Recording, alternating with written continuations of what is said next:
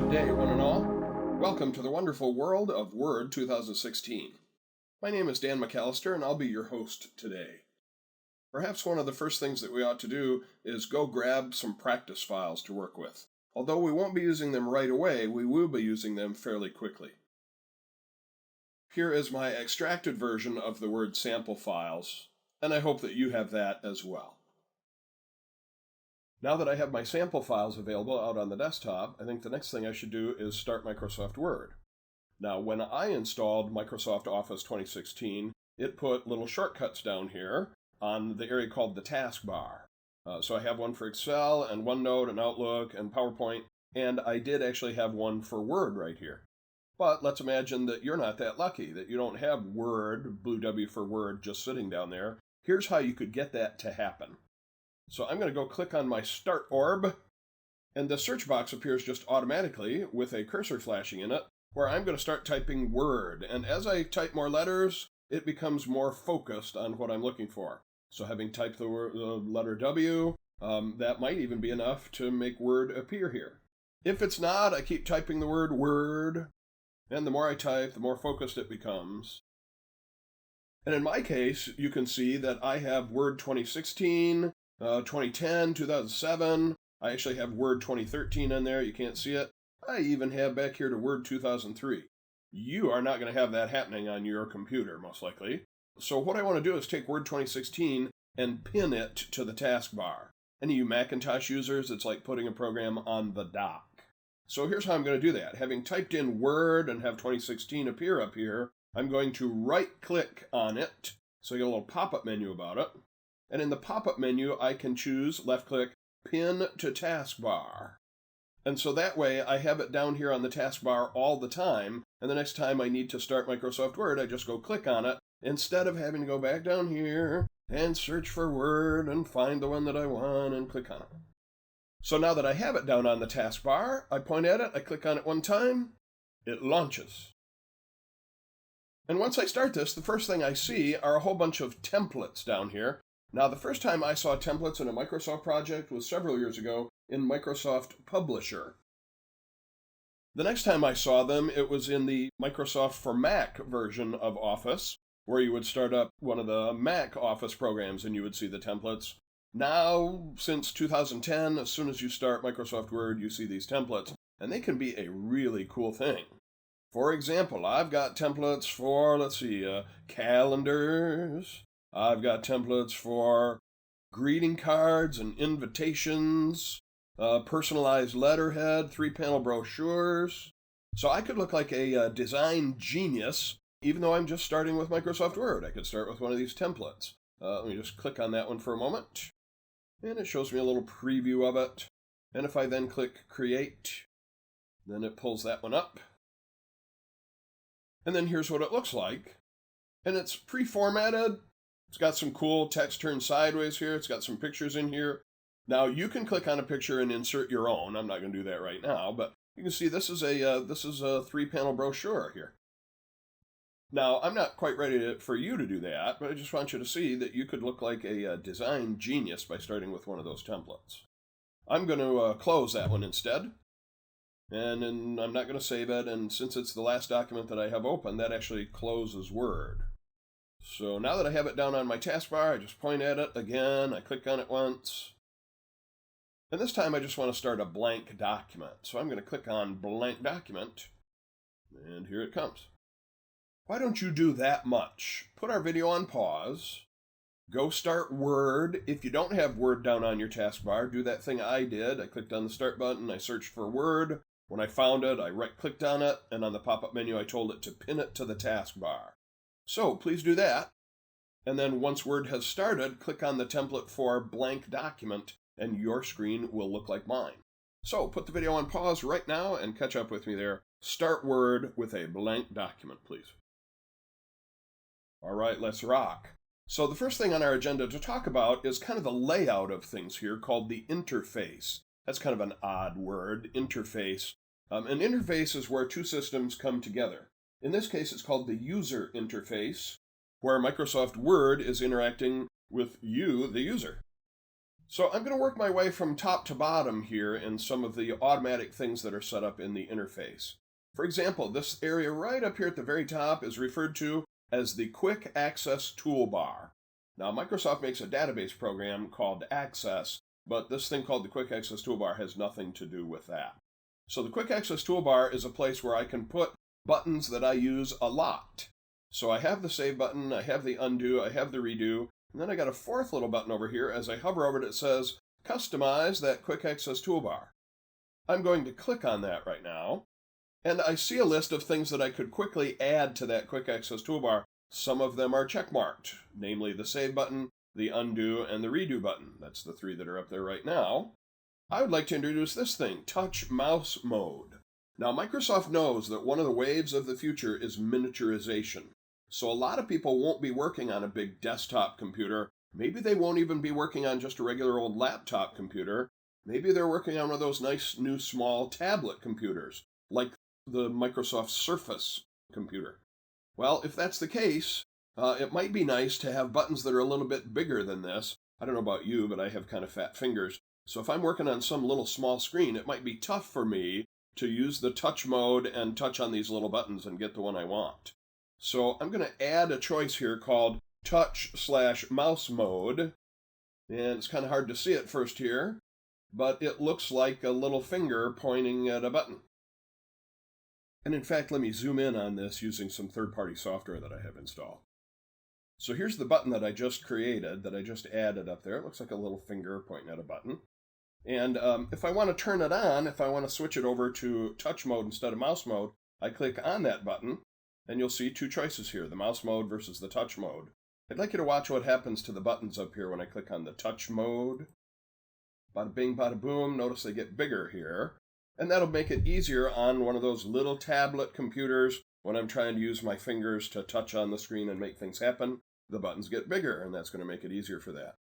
Yes, the trade-off is that it eats into my working space a little bit, but particularly on a small screen, that's a nice trade-off. In fact, a lot of my friends just work with the rear buttons all the time. It just makes it easier to work on things for them, and they don't mind the trade-off of using the smaller space. So I'm going to go up and turn that off. I'm going to go click on the touch mode and switch it back to mouse mode. All right, so I'd like you to do what you just saw me do. What was that? I went up and clicked on the pull-down arrow here about customizing the Quick Access Toolbar. I turned on touch and mouse mode, and then I went and actually clicked on the button and changed it over to touch mode for a moment, and then I switched it back to mouse mode. So you go play with that for just a moment, turning on and off the touch mode versus the mouse mode, everybody. Have at it. Let's continue with our exploration of the interface. So far we've seen the Quick Access Toolbar up here at the top. Notice the Quick Access Toolbar also has the title bar, and I haven't saved this document yet, so it's got this generic name, Document 1. Right below the Quick Access Toolbar, we have what are called the Command tabs, File, Home, Insert, Design. Every time I click a Command tab, I get a new ribbon. So when I click on the Insert Command tab, I get the Insert ribbon. When I click on the Layout tab, I get the Layout ribbon. Now, as I go across the Command tabs, every single one of them produces a new ribbon. But there are times when I've seen people lose the buttons down here in the ribbon. And let me show you how that can happen, unfortunately, fairly easily. If I'm working in the Mailings tab, I see the Mailings ribbon. If I click on the Layout tab, I get the Layout ribbon. If I happen to double-click on the References tab, no problem, just produces the new References ribbon. But here's a very common mistake. If I point at the tab that's already active, and I happen to double-click on that, maybe I'm just getting twitchy-fingered. Holy cow, where'd all my buttons go? Now, in order to get that back, the first thing I'm going to think of is, I should probably go click on that again. And sure enough, when I do that, the ribbon reappears, but then as soon as I make a choice on the ribbon and click away, it disappears again.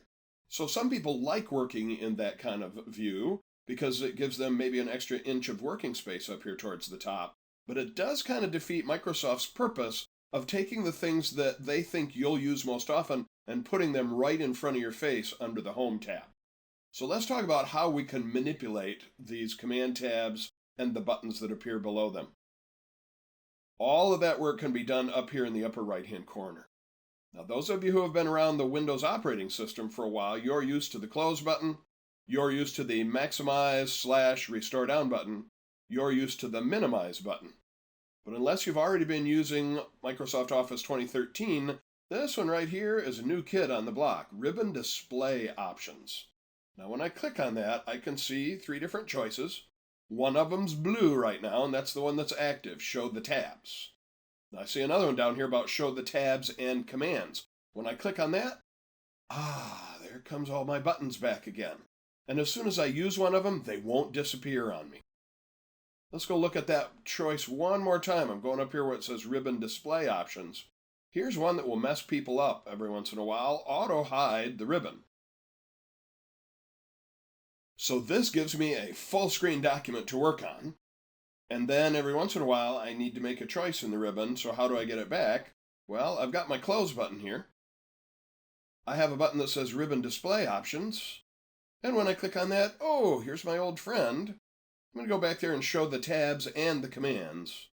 And life is good. So again, that's something that can happen by mistake if you happen to double click on the tab that's already active. Or you can do it on purpose by clicking on this button to look at all the different choices about how the ribbon could appear. Do you want to see the tabs? Do you want to see the ribbon at all? Do you want to see the tabs and the commands? So again, I'm going to suggest that you put our video on pause here for a moment and go up there and play with that button. First of all, work across the tabs that are in here, and then go up there and play with that button to see how you can hide the tabs, show the tabs, hide the commands, show the commands, hide the ribbon itself. So take just a moment, put our video on pause, and go play with that spot right there, everybody. All right, welcome back from your play with the information about the tabs and the ribbon. Next thing I'd like to talk about are these command tabs a little bit more. So far I've mentioned every time I click on a command tab, I get a new ribbon. Just some of the other terminology here. Inside the ribbon, you will see the buttons grouped into what are called groups of buttons. So for example, under my Home tab, I have the Clipboard group. I have the Font group. I have the Paragraph group. And then by hovering over each of the buttons, I can get them to tell me their names. And sometimes I'll even see a keyboard shortcut. For example, when I hover over the B, it says, that B stands for bold, and it says there's a keyboard shortcut, Control and B. Now I can either turn on the bold before I type or after I type. We'll be doing all of that pretty soon. So every time I click a command tab, I get a new ribbon. The ribbon is broken down into groups of buttons. Here's the Paragraph group, here's the Styles group, found under the Home tab, which produced the Home ribbon. And then every once in a while in one of these groups, they will give you one of these guys, a little down-pointing right arrow. When I hover over it, it gives me a way to further customize things that I'm seeing on screen. Its official name is a dialog box launcher. Sometimes at our company we call it the black hole in time, because when I click on it, very often I am taken to a window that I might recognize if I have been around Word for a long time, maybe back to the 2003 version of Microsoft Word. This used to be the way to modify my fonts. So again, pretty much every time you click on one of those dialog launchers, you will be going into an old school window, whether you realize it or not. Maybe you weren't using Word back in the day where this looks familiar to you, but just be aware that it's another way to do many of the same things that you have in the group of buttons up here. For example, I see this is the Paragraph group, and I've got stuff about adding bullets or adding numbers to my lines, indenting and outdenting, setting line spacing options. And if I click on the dialog launcher here, look, I've got left aligned, right aligned. I've got line spacing options in here. It's just another way to do several of the same jobs that are already available in the groups of buttons right up here. And sometimes there's extra choices in this dialog window that there isn't a button for up in the main part of the ribbon. So that's how you can get to the dialog launchers and just the terminology. The command tabs produce ribbons. Ribbons are broken down into groups of buttons. Many times the buttons have pull-down arrows with further choices. And every once in a while, they'll give you one of these dialog launchers that's a down-pointing right arrow. Continuing with our exploration of the interface, I would like to mention that one of these tabs is not like the others. One of these tabs is not the same. Come on, everybody. Oh, maybe we're not all Sesame Street fans. The tab that I'm talking about right now is the File tab. So right now, every one of these tabs produces a new ribbon, but if I go over here and click the File tab, welcome to this totally different view here called the Backstage view. So you'll see they've got a nice list here of recently used files. Now, the first time you open your Microsoft Word, you probably won't have any files over here. I also have my personal OneDrive, that's online storage.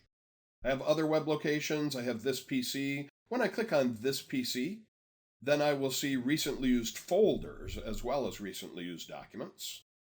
And if the thing that I want isn't in any of these folders, isn't any of these documents, I can simply browse for the file that I want to open. And then I can navigate through my hard drive. I can navigate through shared drives in my corporate network, and so forth. So this is how you can open a file that exists already. For the moment, I'm going to click Cancel.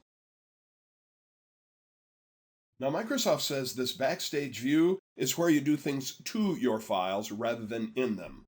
And many of those things I see listed over at the left-hand side. For example, I can open a file. If I click on New, oh look, there's those templates we were seeing when we started this program. If I click on the Info button on the left-hand side, I can see some information about protecting the document, inspecting it, some properties. Some of these are automatically set up. Some of them are things that I can fill in. Over here at the left side, I can open a file, I can save a file. I can take a file that's already got a name and save it as a different name.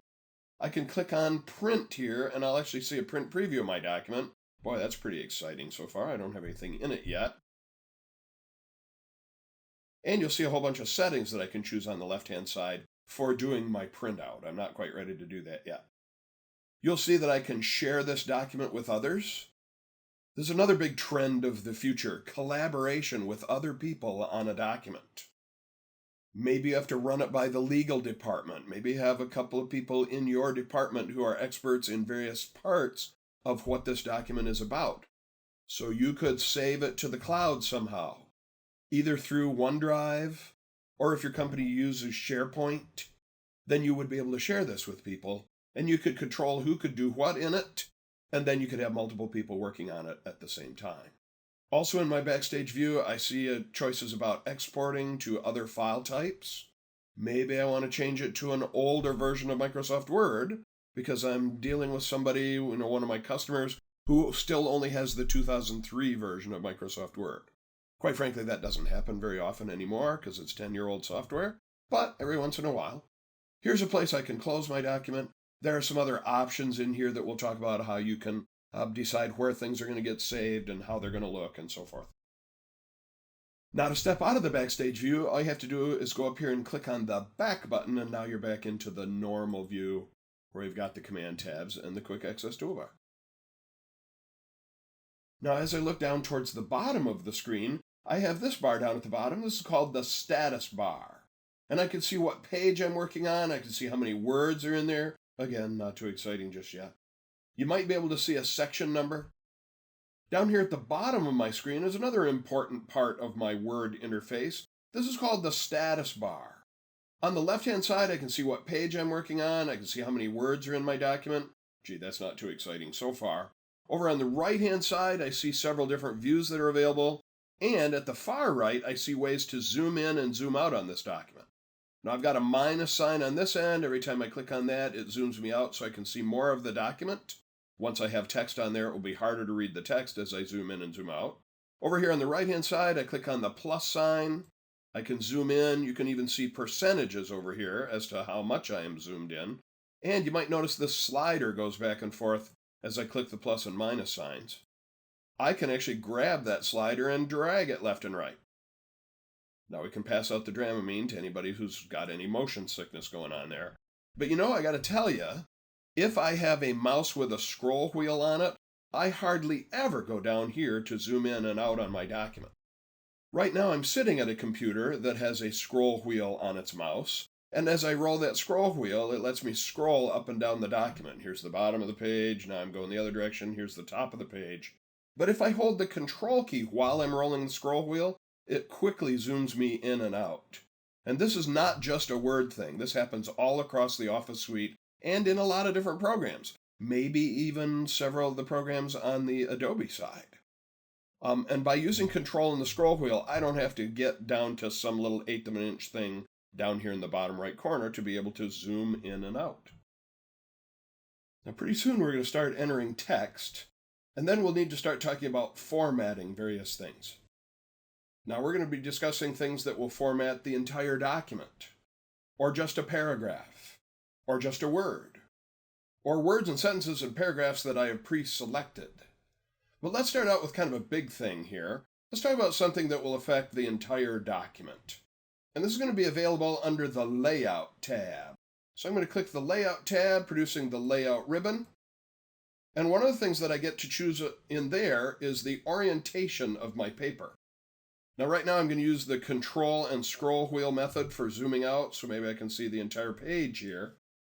And then under my Layout tab, I'm going to click on the orientation of the page. And I get two choices. Right now I'm in portrait orientation. I have another one called landscape orientation that turns the paper sideways. Now this depends on what kind of a document I'm trying to create. For example, maybe a certificate of completion, I'd like to have it sideways with really big letters on it. But maybe for a business letter, I'd like to have the orientation in portrait orientation so that I can do my typing and it will look more like a business letter. One of the other things I can change in here is the actual paper size itself. And of course, that means that I have to have a printer that will print on these various sources. Legal size, executive size. So let me zoom out a little bit more here so that we'll be able to really see the differences. When I change the paper size to legal, for example, you can see it got quite a bit taller all of a sudden. And if I turn that one to landscape orientation, now notice that there is a trade-off. When I go to landscape orientation, I gain width, but I lose height. So, pay attention to that. That will be part of the thing that you'll want to set up probably before you start typing. You can change it afterwards, but it's better to plan ahead as to what you want this thing to look like. So I'm going to go back to the 8.5 by 11 letter paper size, and I'm going to go back to the portrait orientation. Why don't you just take a moment, put our video on pause, and play with that for a minute. That was under the Layout tab, and we were changing the paper size and the orientation. So put our video on pause and then come on back and we'll continue with this discussion. All right, welcome back. It's time to get in and get our hands dirty. So I'm going to be zooming in so that when I type stuff, I'll actually be able to read it. And maybe this is going to be a memo to people in a particular department. So I'm going to start typing that. M-E-M-O. I'm holding the Shift key to get all capital letters. And then once I'm done typing that, I hit the Enter key and it will jump down to the next line. And then maybe this is going to be who I'm sending it to. I'm going to say it's to the people in the training department. I'm going to hit the Enter key. It jumps down and starts another new line. I'm going to put in who it's from. Every time I hit the Enter key, it jumps down and starts a new line. You'll see that there's some nice line spacing, makes things a little bit easier to read, not all clumped up.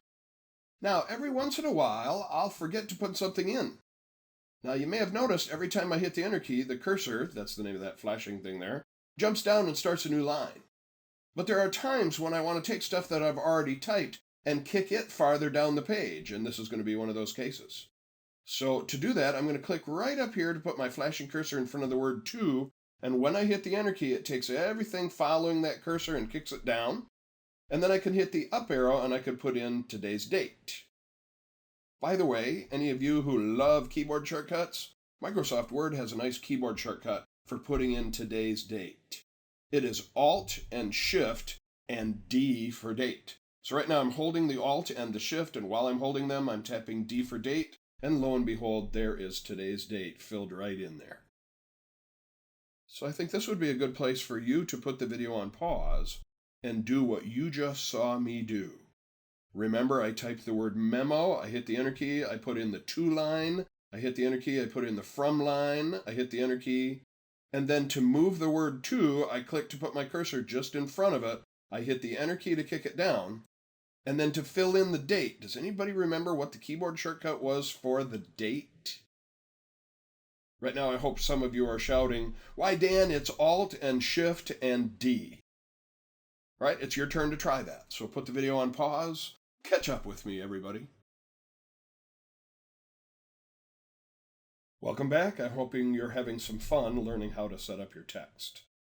So next thing I'm going to do is click right after my name, and I'm going to get the cursor to kick down the page. Now, if I try to hit the down arrow key, it will only go as far as where I've hit enter so far. And then if I needed to go even farther down, then I need to hit enter more times. I'm going to leave a little bit of extra space by hitting the enter key one more time. And now I'm going to start my memo. But I think I'd like to be able to read it a little bit better, so I'm going to zoom in. Maybe I'll go down here and click my plus sign a couple of times. Maybe I would use Control and the scroll wheel. Right, now I'd like to type something that's not just going to be a little short line. I'd like to type something that's going to be a paragraph or two, and that will let us talk about these margins and how they are the places where your words will wrap. Now, this is not like Rapper's Delight or something like that. Boom, boom, boom, This is just W-R-A-P, the words wrapping inside the margins. Here we go. So this is a memo to my training department, and it's going to talk about how we teach about Word when we first started up. So when teaching about Word 2016, we want to do this thing, we want to do that thing. So I'm just going to keep typing, and you're going to see the word wrapping happen.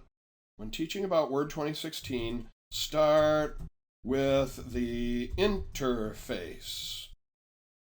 Talk about the quick access toolbar, the ribbon, the bottom status bar, and how to turn on the rulers.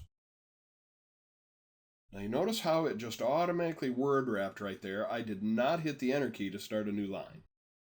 So that's an example of word wrapping.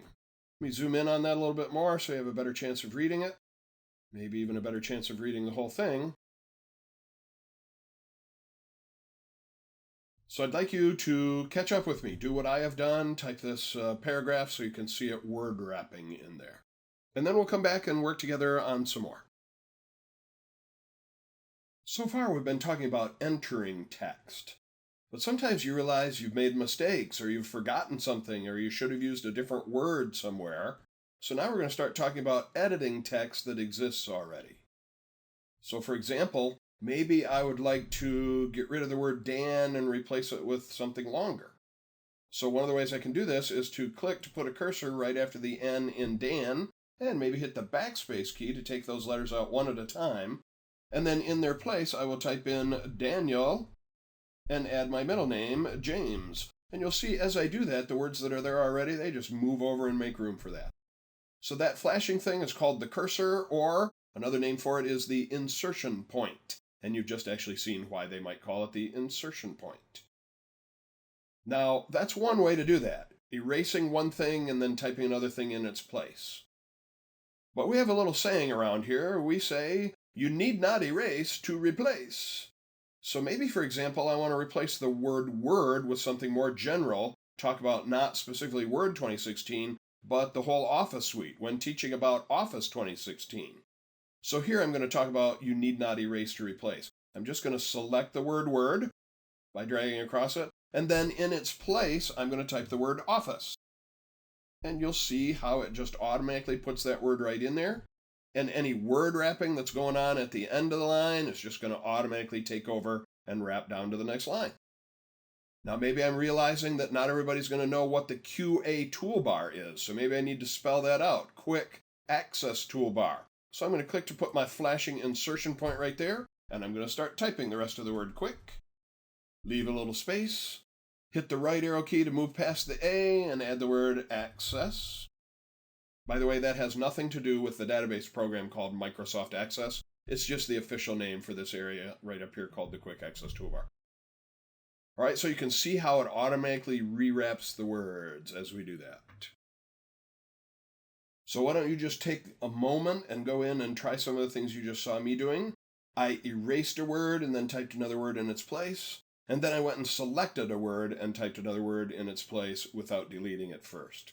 So put our video on pause, go do that just a little bit. Maybe you're typing something different than what I'm typing. That's fine, that's okay. You can work on the kind of memo that you would be writing, and that way you're practicing stuff that would be more familiar. So put our video on pause, take just a moment, play a little bit with the editing. Erase something and type something else in its place, and then try one where you select a word and type another word in its place without erasing first. So put our video on pause and try that. Welcome back. Let's continue typing. So I'm going to click right here after the word rulers, or whatever is your last word. Hit the enter key a couple of times, and then let's put in a closing. How about sincerely, enter key, and then fill in your name.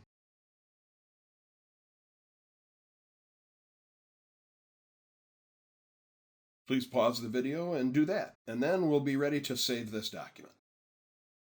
All right, good work. Let's go talk about saving this thing now. Now, as I look up in my quick access toolbar, I have this little object, supposed to look like an old floppy disk. Or I can go to my File tab and go to the Backstage view and save in there. I'm going to click the back button. When I hover over that floppy disk, it says, okay, it's used to save, and it might be a little bit hard to see, but it does say Control and S is the keyboard shortcut for that. In fact, let me use some third-party software to zoom in on that even more. Oh, it won't keep the little tooltip as I zoom in. So again, it's probably a little bit hard to see because it gets miniaturized on your screen, but the save command keyboard shortcut is Control and S. So I'm going to go click on that little save button, and you notice the window that pops up says Save As. Now, until you've saved a file in the first place, obviously there's no difference between save versus save as. The save as specifically comes in if you decide that you want to save that document under a different name. So maybe you've got a document that looks one way, and then you've made some changes to it, and you don't want to lose the original by clicking Save to destroy the original and put the new one in its place. You might be able to choose Save As, and that way give it a slightly different name or put it in a different folder, and then you'd have a before version and an after version. But when you're saving it for the first time, there's no difference between save versus save as. Now I get to choose where I want to put it, and you might notice that by default it's ready to put it on the cloud. So this is another one of those things that Microsoft realizes is the wave of the future, collaboration and storing things in a place where not only can I get to it on all my different devices, maybe my Windows phone, maybe my tablet computer, maybe my desktop computer. That's one of the things that putting a document on the cloud is good for. Also for collaboration, give somebody else permission to work on that document on the cloud with you, and that way you can be both working on it at the same time. That's a little bit down the road as far as our lesson is concerned. In my case, I would like to just save it on my computer here. So I'm going to click on this PC. Right now I have two just automatic choices, the My Documents folder or the desktop. Now in most cases you would store things in the My Documents folder, that's what that's for. But in my case I'd like to make a little folder for my finished files out on my desktop. So I'm going to click on Desktop, and then I want to make a little folder for finished files. I've got one for Word sample files. We haven't looked in there yet, but we will pretty soon. I would like to make a new folder. Luckily, there is a button right here that will let me create a new folder. So that's where I'm headed right now, to make a new folder out on my desktop. It makes a new folder named New Folder, but its name is all highlighted, which means I can type right over top of it, and I'll call it Finished Word Documents. Now, you can feel free to drop yours in the My Documents folder, but I would still recommend make a new subfolder, make a new folder, and name it Finished Word Documents. I happen to be putting mine out on the desktop, you can see here. And then by default, it takes whatever is in the very first line and makes that the name of the file. Now, you can override that. You can drag over the name here and name it something else. But in my case, Memo, seems like a decent name for it. So I'm going to make sure I put it in my Finished Word Documents folder by double-clicking on the Finished Word Documents folder. So now you can see that I'm actually standing in that folder that's on my desktop, that's under my name, that lives in the house that Jack built. And I'm going to finish saving that by clicking the Save button right down here. So I haven't really changed anything in the document, but as I look up in the blue title bar now, it says the name of my document. Now you may or may not see the 4-letter file name extension up here, memo.docx. That's not actually a Word thing, that's a Windows thing. So if we have time to do it, maybe we'll talk about how could you get the 4-letter extension to show up, but right now it's not important. So take a moment and save your file. Again, the way I did that, I clicked on File and Save, or I clicked on the little floppy disk icon, and then I made a folder to put it in. So I went to File. Right now, if I choose Save, it won't ask me what to name it because it's already got a name. If I were to click on Save As, maybe I can see more information. So I changed it from OneDrive to this PC. I went to the desktop. I made a new folder that I named Finished Word Documents. I had to type that name and hit the Enter key to actually stand in that folder. And then I kept the same name. You can change it if you like. I just let it be named Memo. When I hit the Enter key, it saved it right into that folder. Now, if I click Save again right now, it just replaces the old one with the new one. All right, so your turn. You're finishing off your letter, and you are saving it, and you are creating a folder to drop it into. So catch up with me there, everybody. So far, we've talked about entering text, editing text, saving our document. Now I'd like to show you something in the background. Not the Backstage view, but something that's happening that you just can't see. Some of you may be old enough to remember the old Wizard of Oz with Judy Garland, where they walk in and they catch the guy who's actually the wizard, and he says, "Ignore the man behind the curtain." I'm going to show you behind the curtain right now. I'm going to go to the Home tab, and I would like to introduce this object right here. Kind of looks like a backwards P. I've heard different names for it. Paragraph symbol, hard return. I recently read its official name. It's called a Pilcrow, Pilcrow. And if you would like to impress your geeky friends later this week, tell them that you were studying a Microsoft Word class and you learned about the Pilcrow. But don't tell them what it is. Pilcrow. You just tell them you learned about it, and they'll be all curious, and they'll go look it up. And they'll be really disappointed when they find out what it is, but you will have kept them busy for 5 minutes looking up the Pilcrow. Let me show you what it actually does. So as I hover over it, it says show or hide, and then it's got the Pilcrow symbol. So I'm going to actually click on that, and there's a whole bunch of stuff has suddenly appeared. A whole bunch of little Pilcrows. Now, if you think about where that Pilcrow symbol is, and what we did right at that spot, you'll realize that that Pilcrow symbol signifies every place where we hit the Enter key, also called a hard return. So we typed in memo, we hit the Enter key, it jumped down and created the next line. We put in today's date, we hit the Enter key. So every place that there's one of those Pilcrows, there's an Enter key. Notice here there's a Pilcrow ending this paragraph, and then another Pilcrow leaving a little blank gap between the two paragraphs there. Also notice where it did the word wrapping, there is no Pilcrow there. It just automatically wrapped at the margin. And if it can't fit a whole word in there, it doesn't hyphenate it by default. It carries the whole word to the next line here. So if you don't see a Pilcrow, it means that you got word wrapping, not Enter keys. But anytime I needed to finish off a line that wasn't long enough to word wrap, I needed a Pilcrow right there. I needed an Enter key there. Now, one of the reasons I'm telling you about the Pilcrow is because the next document that we're going to open, yes, I said open a document that exists already, we're going to go look at Pilcrows in there and see that they explain a couple of things.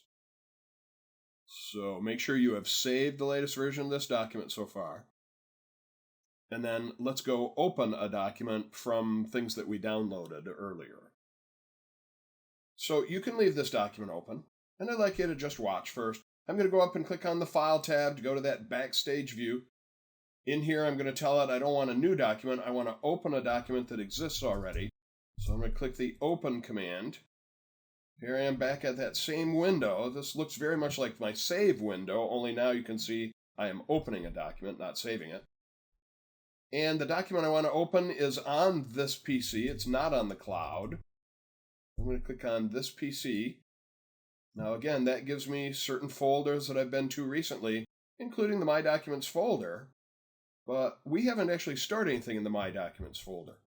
So instead, I would like to be able to get out to the desktop. Now, I might be able to find that by scrolling down in this list of places that I've worked recently, but I can actually make that job a little bit easier if I just go down here and click on the Browse button.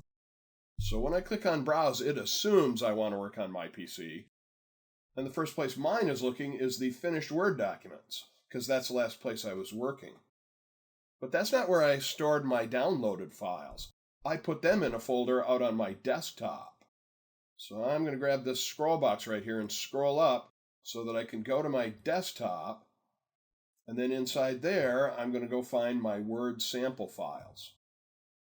Now, I don't know how many of you work in a corporate location where you often have a shared folder where you interact with files that are used by everybody. Maybe that's an H drive or an N drive or an S drive. And sometimes you have to go to that drive, and then you have to go into a folder, and then you have to go into a little subfolder. I'm going to show you a way that you can make life easier for those kind of things. It's not going to make life a lot easier for us because I'm only saving myself one step. But I want you to notice this area over here called the Favorites area. Anything that I put over there, I can get to with a single click. For example, maybe I would like to be able to get to my Word sample files for any time I need to open one of these downloaded files. So I'd like you to watch my screen. I'm going to grab the Word sample files and I'm dragging it to the left. And at first I get this little red Ghostbusters slash there. But if I'm just brave, the Ghostbusters slash will disappear. And then I can make sure to drop it between folders over here. I want to be careful not to drop it on a folder. Otherwise, I'm not actually making any kind of quick shortcut. I'm just put it from one folder to another. So I'm looking for this little horizontal line. I let go, and now I have a quick way to get to my Word sample files. That'll be handy for opening files. And then I've also got my folder here about finished Word documents, and that'll be handy when I'm saving files. So I'm going to drag that one over to my favorites area as well. So I'm going to have my Word sample files there. I'm going to have my finished Word documents there. And then I'm going to go click on Word sample files. So why don't you put the video on pause and do what you just saw me do? Let me remind you of how I got to that whole thing here. And then it's going to be your turn to try it. So I'm working on this document, but I want to open a different one. So I'm going to go to the File tab. I'm here in the Backstage view. I'm going to click on Open a Document. I'm going to navigate by browsing on my own computer. I'm going to head to, at first, I had to go to my desktop to be able to see the folder called Word Sample Files. And then I grabbed that folder and dragged it over here and dropped it in my favorites area. And then I grabbed the finished Word document folder and dragged over here and dropped it in my favorites area. So go join me. When you come back, we'll all be sitting right here ready to open the next document. So put the video on pause and do those things. Make a couple of folders over there in your favorites area, and then we'll pick up right here. All right, good work, everybody. And just be aware, anytime that you miss a step, you can always rewind the video a little bit if you need to. All right, so now that I've got a couple of things over here in my favorites area, I'm going to go over here to my Word sample files. And then on the right-hand side, on this alphabetized list, I'm going to scroll down to find one named Practice Large Document. And once I find that, I'm going to point at it. I could click on it once and then click Open, or if you got a good steady hand, you can point at Practice Large Document and just double-click on it. Tap, tap. And it should pop open looking like this. Now you notice it looks a little bit funny here. That's because we opened a document that we downloaded from the web, and it's not considered a trusted location. And right now I can scroll left and right. This is great for those tablet computers where I'm holding it in my hand and then I can use my thumb on the side of the computer to scroll from page to page this way. But I won't be able to edit it. In order to do that, you can see up here in the yellow bar, Protected View, be careful, are you really sure you trust this?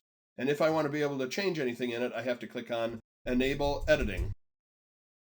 And now it looks a little bit more like a regular document. And because I've got the Pilcrows turned on, I can actually see a bunch of those there. So this would be a good time to go open that file. Let's see, you created the shortcut over on the side of your screen there. And so now in Word, you go to File, you go to Open, you're going to browse, You drag the folders over here so that you can get to them quickly. And you can go to the folder named Word Sample Files. Single click gets you there. On the right hand side, scroll down and find Practice Large Document, and then double click on it. And then we'll be ready to go to the next chapter of our lesson. So, catch up with me. Remember, you'll have to click on a yellow bar that says Enable Editing. By the way, when you get there, if you just see a blank document and you don't see the Pilcrows, you can turn the Pilcrow symbol on right here. That was under the Home tab. All right, so go open that document, and we'll see you in the next chapter. So here we are looking at our document, having clicked on Enable Editing. And if you haven't turned on the Pilcrows, do that now. And so now if I start using my scroll wheel to scroll down, I can see I've basically got a blank page. And then I have a title, and then another title, and then paragraphs. By the way, when I mention the word paragraph, what I'm talking about is everything between Pilcrows. So here's a Pilcrow, and here's a Pilcrow. Everything between there is a paragraph, according to Microsoft Word. Now, sometimes paragraphs are very short. Here's a Pilcrow, and here's a Pilcrow. This is a 4-word paragraph. This is a, 30-word paragraph, and so forth. As far as Word is concerned, a paragraph is everything between the Pilcrows, not just you switching gears and talking about a different subject. And that's going to be really important when we start talking about formatting, because when we talk about formatting a paragraph, we are talking about formatting everything between the Pilcrows. All right, having said that and beaten that horse to death, let us scroll to the top of the document where you see all these Pilcrows. And what I want to do is remove them. I want to remove those Pilcrows and this page break. Now, one of the ways to do that would be to hit the delete key over and over again. Here I'm tapping the delete key. That got rid of one of my Pilcrows. Here I'm tapping the delete key again. That got rid of one of my other Pilcrows. But we've also seen that you can drag to select text and tap the delete or backspace key just once and erase all those things at once. So that's what I'm going to do right now. I'm going to drag to select the Pilcrows. I'm dragging straight down and straight down to include the page break. And then tap the delete key. And all the rest of it moves right up there. Your turn to try that. So put the video on pause. You're going to select all those Pilcrows and the page break there on the first page. Tap the delete key to get rid of them, and then your document should look like this. So join me. Remove those Pilcrows, please. So now that we've got our document looking like this, why don't we hide the Pilcrows? Sometimes they kind of get in the way. So I'm going to go up and turn off the Pilcrows. Now it just kind of looks like a regular document. And I'm noticing that these letters look different than these letters. And that's because they have a different font and a different size. And anytime you're trying to figure out, so what's the name of this font and what size is it, you can click in the middle of such a section and then go look up here under your Home tab, specifically in the group called Font. In this case, I can see that the name of this font is Arial, and that its size, right over here, measured in 70/2 of an inch, called points, 14 70/2 of an inch, 14-point tall font. When I click down here on Food for Your Mind, same thing, Arial font, 14-point size. But I can see that things are different down here in this paragraph. When I click down there, gee, what font is being used down there and what size is it? Look at my screen, answer the question before I tell you. Right, the font is named Times New something, kind of hard to tell exactly what that is, and the size is 12. So you notice these letters are not as tall as those, because those ones up here are 14 size, and the ones down here in this big paragraph are 12 size. So why don't you put our video on pause for just a second, try that little trick, click in the midst of a bunch of letters, look to see what font and what size it is, and then click down in the paragraph down here and notice that it is a different font and a different size. So put our video on pause and catch up with me in that discussion. Now, this document, you can see its name up in the title bar, Practice Large Document. I also see the words Compatibility Mode. Maybe more information than you need to know right now, but anytime you see the words Compatibility Mode, it means that that document was created in an older version of Microsoft Word, either the 2003 version or even earlier. Anytime you see that thing up there in the title bar that says Compatibility Mode, that's what it means. Now, you'll never ever have a problem using the new program to look at a file created in the older version of the program.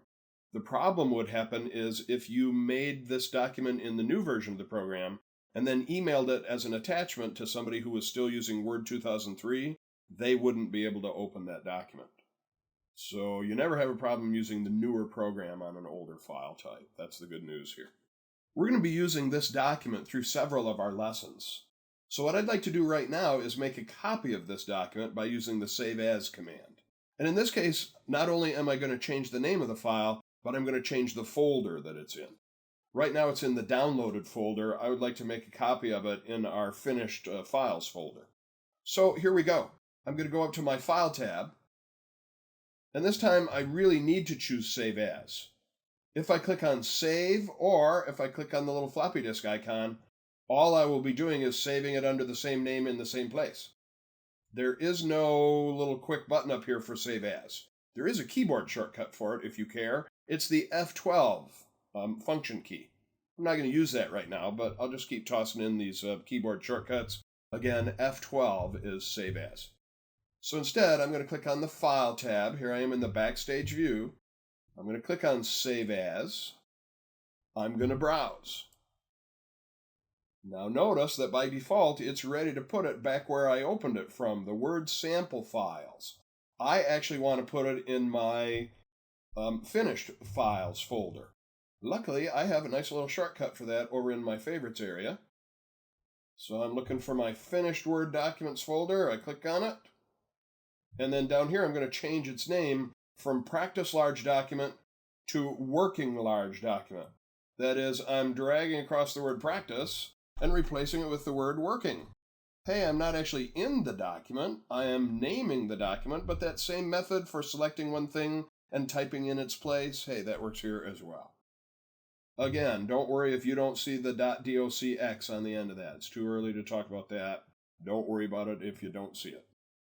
All right, so I'm changing its name to Working Large Document. I'm changing where I'm going to put it. I brought it in from Word sample files. I'm now saving it in finished Word documents, and I finish that off either by hitting the Enter key or clicking the Save button. And you may notice on my screen right now, let me magnify that, I'm getting a little notice that says your document will be upgraded to the newest file format, which means I won't be working in compatibility mode anymore. Now, if what I want to do is edit this document and then send it back by email attachment to somebody who is still using 2003 version of this, then you can see I would need to make a change here. Instead of choosing OK, I would have to do this. Now watch my screen for just a moment. I'm not going to have you do this, but here's what I would have to do. I'd have to click on Cancel. And then right down here where it says it's going to save it as a Word document, this is a list box. Here's a list arrow here. If I click in that list box, one of my choices is to save it as a Word 97 to 2003 document.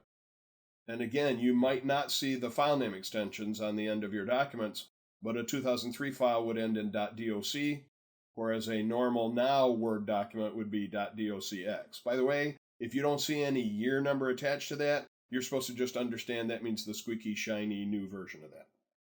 Okay, so I'm backing out of there. I am going to save it as a Word document, which is the default choice. And I'm saving that over here into my finished Word documents. And I'm changing its name from Practice Large Document to Working Large Document. So I'd like you to do the same. You should get this little message that says you're now going to have this in the 2007, 2010, 2013, 2016 file format. It uses the same format for all of those. I click on OK or I hit the Enter key. So here's my new name up in the title bar, Working Large Document. Notice it no longer says Compatibility Mode. So your turn to do that. You're going to use the Save As command. You can use F12 if you want the keyboard shortcut. You have opened it from the downloading folder. You're going to save it into the finished Word documents folder, and you're changing its name from Practice Large Document to Working Large Document. All right, catch up with me there, everybody. Now that we've got a document that's a little bit larger than we've been working with, let's talk about navigating around in this document. Now the name of it says Working Large Document, but as I look in the lower left-hand corner here, It's really a 3-page document, so it's not like the thing is really huge here. Let's talk about navigating slowly up and down. I can use my mouse to move over here into the scroll bar, and I can click on the down pointing arrow.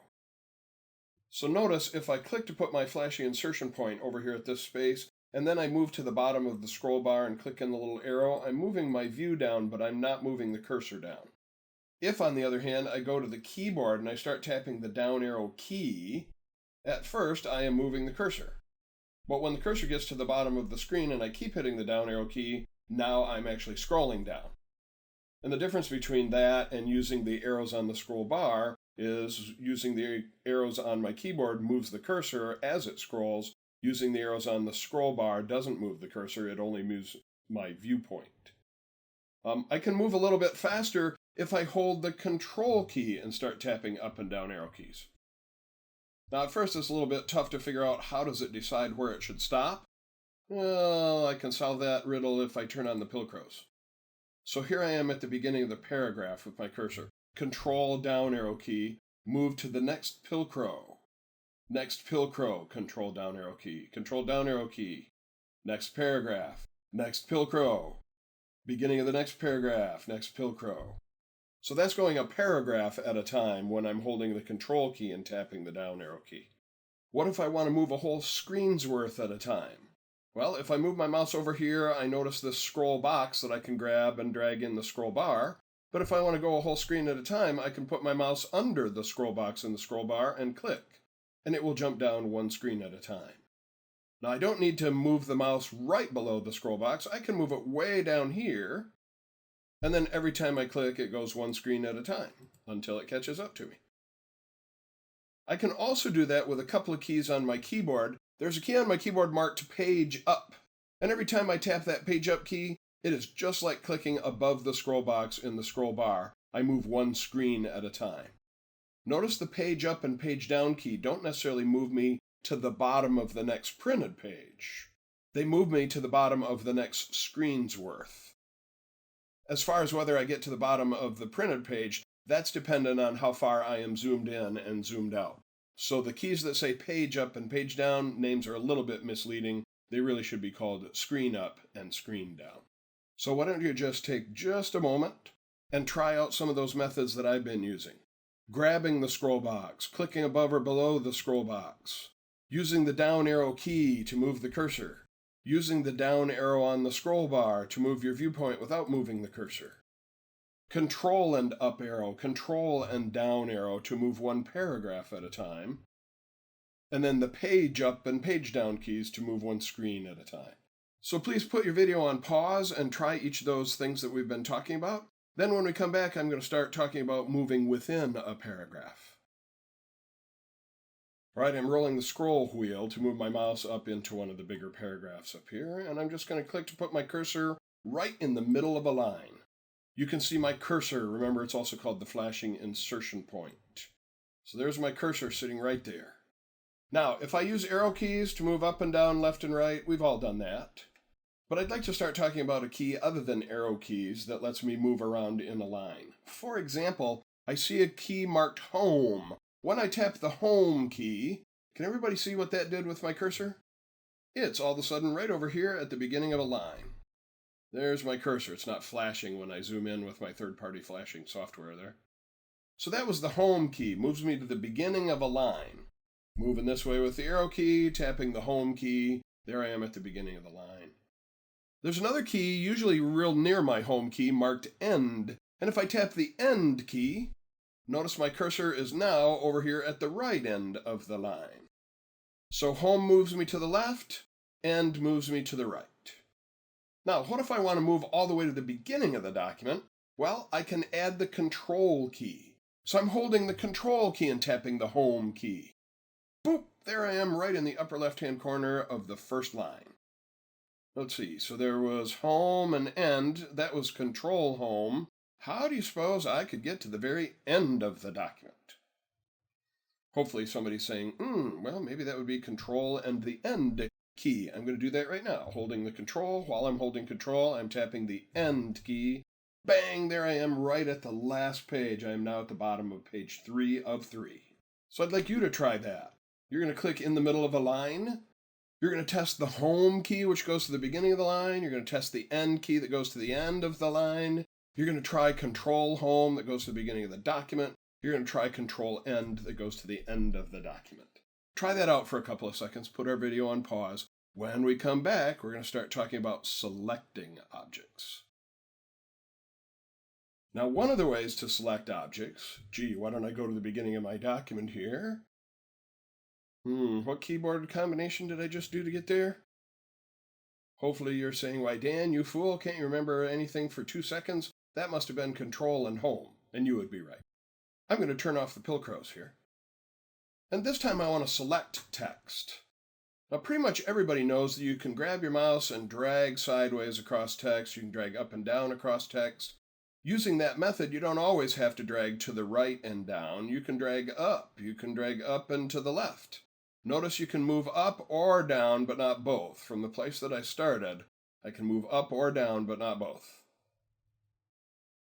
A couple other ways that I can select text.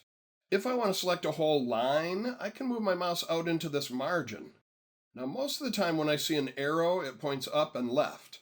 But notice out here in the margin, it points up and right, and that has a significance. When I click with the up pointing right arrow, it selects that whole line. Doesn't stop at the end of the sentence. It goes to the end of the line. If I move down and then I hold the mouse button down as I'm dragging, I can select several lines at once, either up or down, but not both. So this time I'm not starting in the middle of the line, this time I'm starting out in the margins to drag up or down, to select entire lines, multiple lines. And if I wanted to select an entire paragraph, I can move out here, just make sure I'm at the beginning of the paragraph, and drag straight down, and if I keep dragging down off the bottom, it begins scrolling up to me. So these are ways to select large blocks of text. By the way, there's a way to do that through the keyboard as well. While I'm mentioning it here, remember how I could use down arrow keys to move my mouse one line at a time, or control down arrow key to move one paragraph at a time? Well, what I'd like you to notice now is if I add the shift key to that, I won't just be moving my cursor, I'll be selecting. So right now I'm holding the shift key, and while I'm holding the shift key, I'm tapping the down arrow key. Oh look, it's as though I had clicked out in the margin. And if I keep the shift key down and keep tapping the down arrow key, my cursor, you can't see it flashing, but it is actually moving down in that paragraph, and because I have the shift key down, it is selecting as it goes. What do you suppose would happen if I held Control and Shift and tapped the down arrow key? Well, that's what I'm about to do now. Control and Shift, I'm tapping the down arrow key. Now it's going a paragraph at a time because of the Control key, and it's selecting as it goes because of the Shift key. And again, I can go up or down from the area that I had started, but not both. I can go one direction or the other. Okay, so it's time for you to try this. It's just like the navigating was, only we're adding the Shift key. You can either drag up and down within a paragraph, you can click to get a whole line, you can click and drag to take more than one line. You can use the down arrow key to move your cursor, you can use the down arrow key while you're holding the Shift key to select while you're moving the cursor, and if you want to Control and Shift and down arrow, you can select entire paragraphs at a time. So now's the time for you to try that, everybody. Last we were talking about navigating, this time we're talking about selecting. And the selecting is going to be really important when we start formatting things, changing the font, changing the color, changing the size of the letters. You must select to effect. So practice your selecting and your navigating for just a couple of minutes, and then we'll come back and we'll start talking about selecting to effect. Now we come to the first portion of our lesson where it's really important to be able to select, because we're going to start talking about formatting things in our document. And you must select to effect. That is, you have to tell it what to work on, and then tell it what to do to that text. In my case, I'd like to move to the top of the document, so I'm going to use Control and Home. Now, let's say that I would like to take this title up here and make it left aligned instead of centered. I'd like to move it to the left edge of the paper like this title is. So first I need to select it. I could drag across it to select it, but we had a way where you could select an entire line, and to do that we had to move out here into the margin, so we had the up pointing right arrow. That way, with a single click, I can select that entire line. And notice what popped up on screen. This is called the Mini Formatting Toolbar. Microsoft knows that if you select text that you've already typed, it's usually because you want to change the formatting somehow.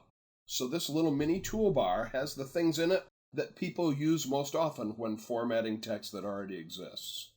Notice the B is already turned on here. As I hover over that, it says that's bold letters, extra heavy dark. By the way, you'll notice as I moved away from that quick formatting toolbar, it disappeared and it's not easy to get back. Luckily, all I have to do is go up to my home ribbon and I can get to those things that were in my quick formatting toolbar. So for example, I said maybe I'd like to move the letters to the left or to the right. Here's some little buttons that will do that. Here's a line left. Notice this one is already selected. That's why these words are centered on the page. Maybe I want to move them to the right side of the page. If I click on that button, there they are over at the right-hand side. Here I am moving them to the left-hand side. Here I am recentering them. How did it know what words to move? Because I had pre-selected them. You must select to effect. Let's say that I would like to change the size of those letters. I've still got them selected. I'm going to go up here to the size box, and I'm going to boost them from 14 to maybe 20. By the way, I haven't clicked on 20 yet, but notice I can see what 20 would look like. This is one of my favorite features of the Microsoft Office suite. It's called Live Preview. I get to see what the thing would look like before I actually click to commit to it. This is a big thing because in the old days, we used to select text and we would say, I think that's going to look great as a 28-point font. And then I click on 28 and I go, oh, that's not as good as I was hoping it would look because I couldn't see it ahead of time. Or I'm thinking, I like purple letters, and so I'm going to choose purple letters, and then they look awful. I'm not really doing that yet. But again, these are going to be things that I can see in my live preview. If I don't like what I see, I move away from it. If I do like what I see, I go ahead and click on it. So I'm going to make those letters 28-point size, and then I'm going to go up right up here under my home ribbon in the font group. I've got a way to set the letter color. Now, if I just click on that red A right there, I will get red letters. But maybe I want some other color than red. That's what this little sneaky list arrow is about right here. When I click on this, I see several colors. They are divided into what are called theme colors and standard colors. We'll be talking about themes in a few minutes. But again, I'm getting that lovely live preview. And when I see something I like, I click on it. And then to see what it really looks like, I click away from it so it's not selected anymore. So why don't you take just a second and do that. Select that top title, move it to the left, move it to the right, stand up, sit down, fight, fight, fight, change the size, change the color. And then come on back and we'll do some more formatting together. All right, let's say that I want to affect multiple lines this time. I've got these little titles at the beginning of several of my paragraphs. And maybe I would like to do something to, say, 3 of those at once. Maybe I'd like to turn them into fire engine red or dark blue. Maybe those are my company colors, light green and dark blue. So I'm going to sort of brand this document using the company colors. So first I'm going to select this line. And then I'd also like to select this line at the same time. But when I click out in the margin, okay, I've got that second one selected, but I've lost the first one. Now, some of my more experienced Word users might know about the control-click trick. And that's what I'm about to do. So first thing I'm going to do is click out here in the margin. There's the first one that I wanted to select. Now I'm going to scroll down with my scroll wheel, and I'm going to move out into the margin next to what is Books and Beyond, and I'm going to hold the Control key as I click. Oh, look, that lets me choose 2 things at once. And I can keep doing that. I'm going to scroll down some more. I'm going to hold the Control key and click here. And now I've got 3 things selected at once. And whatever I do next will affect all 3 of those lines. For example, maybe I'll go up here and use that same green color that I was using on the title. And if you look closely, the thing that used to have a red bar under the A now has that light green bar under the A. And if I just click on that, oh look, I've got that green down here. All right, it's your turn to try that. So you're going to select several of those titles. Remember, you're going to click out in the margin. You're going to hold the Control key and click to get a second one. Control click to get a third one. And then set the letter color right up here, either through the pull-down arrow or by reusing a color that you might have used for the title. Have at it. Catch up to me. All right, good work. Let's move down to the end of our document. Remember our old keyboard shortcut by now? Control and the Pilsudski key? No, there's no Pilsudski key. I'm talking about Control and End. Just checking to see who's listening here. So I'm using Control and End to get down to the end of the document. And let's say that what I would like to do down here is change the font of this last paragraph. So I'm going to select the whole paragraph. Yes, I could drag from end to end, or I could move out in the margin and drag downward or drag upward, select that whole paragraph. There's a couple other keyboard ways to do that, but I don't want to overwhelm you with things. And what I'd like to do here is change the font. Right now it's Times New Roman. But maybe I'd like it to look like an old school typewriter. The usual font on an old school typewriter is called Courier, Courier. Word has a font called Courier New, and I'd like to choose that. So I'm moving up either to my quick formatting mini toolbar, or I can move up to my home ribbon, and I'm going to click on the pull down arrow in this list of fonts. And man, what a list we have.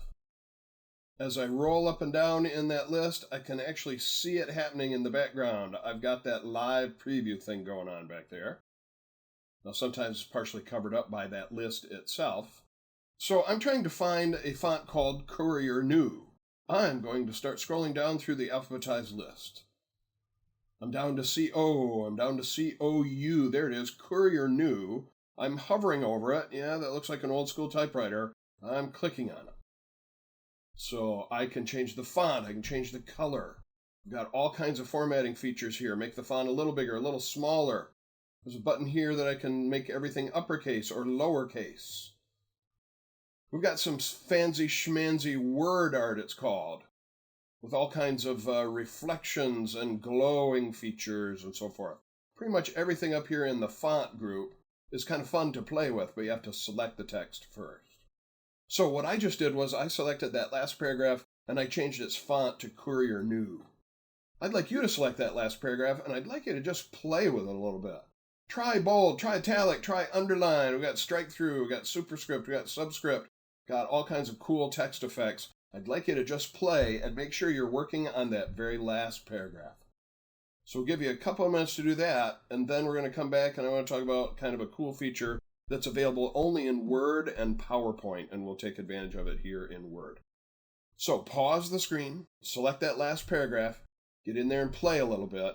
When you're done, unpause the screen, and we'll start talking about a special feature that's only available in Word and PowerPoint. So get in there and play for a minute. Put the video on pause, play around a bit, and then come on back. All right, so here comes this new thing. Let's stop for a moment and save our latest document. Come on up and click on that little floppy disk up in the upper right corner. Or maybe you like the keyboard shortcut that it's showing me, Control-S. So go ahead and click on that. Now we're not using Save As, so it just assumes that we want to keep the same file name and replace the old version with the new version. And now let's close this file. Now one of the ways to do that is to go up here to the upper right corner and click the Close button. Let's go ahead and do it that way. So click that Close button to close this document. Now when I do that, I can see that my memo document is still open behind there. And maybe I want to turn the Pilcrows off. All right, here's what I'd like everybody to do. First of all, you're going to watch me do this, and then you're going to join me. So it's a special thing that happens when we reopen a Word document. So I'm going to go to my File menu. I'm going to tell it to open a file. I'm going to slide down here and browse for my document. Here's the one I was working on most recently, Working Large Document. I'm going to double-click to reopen that.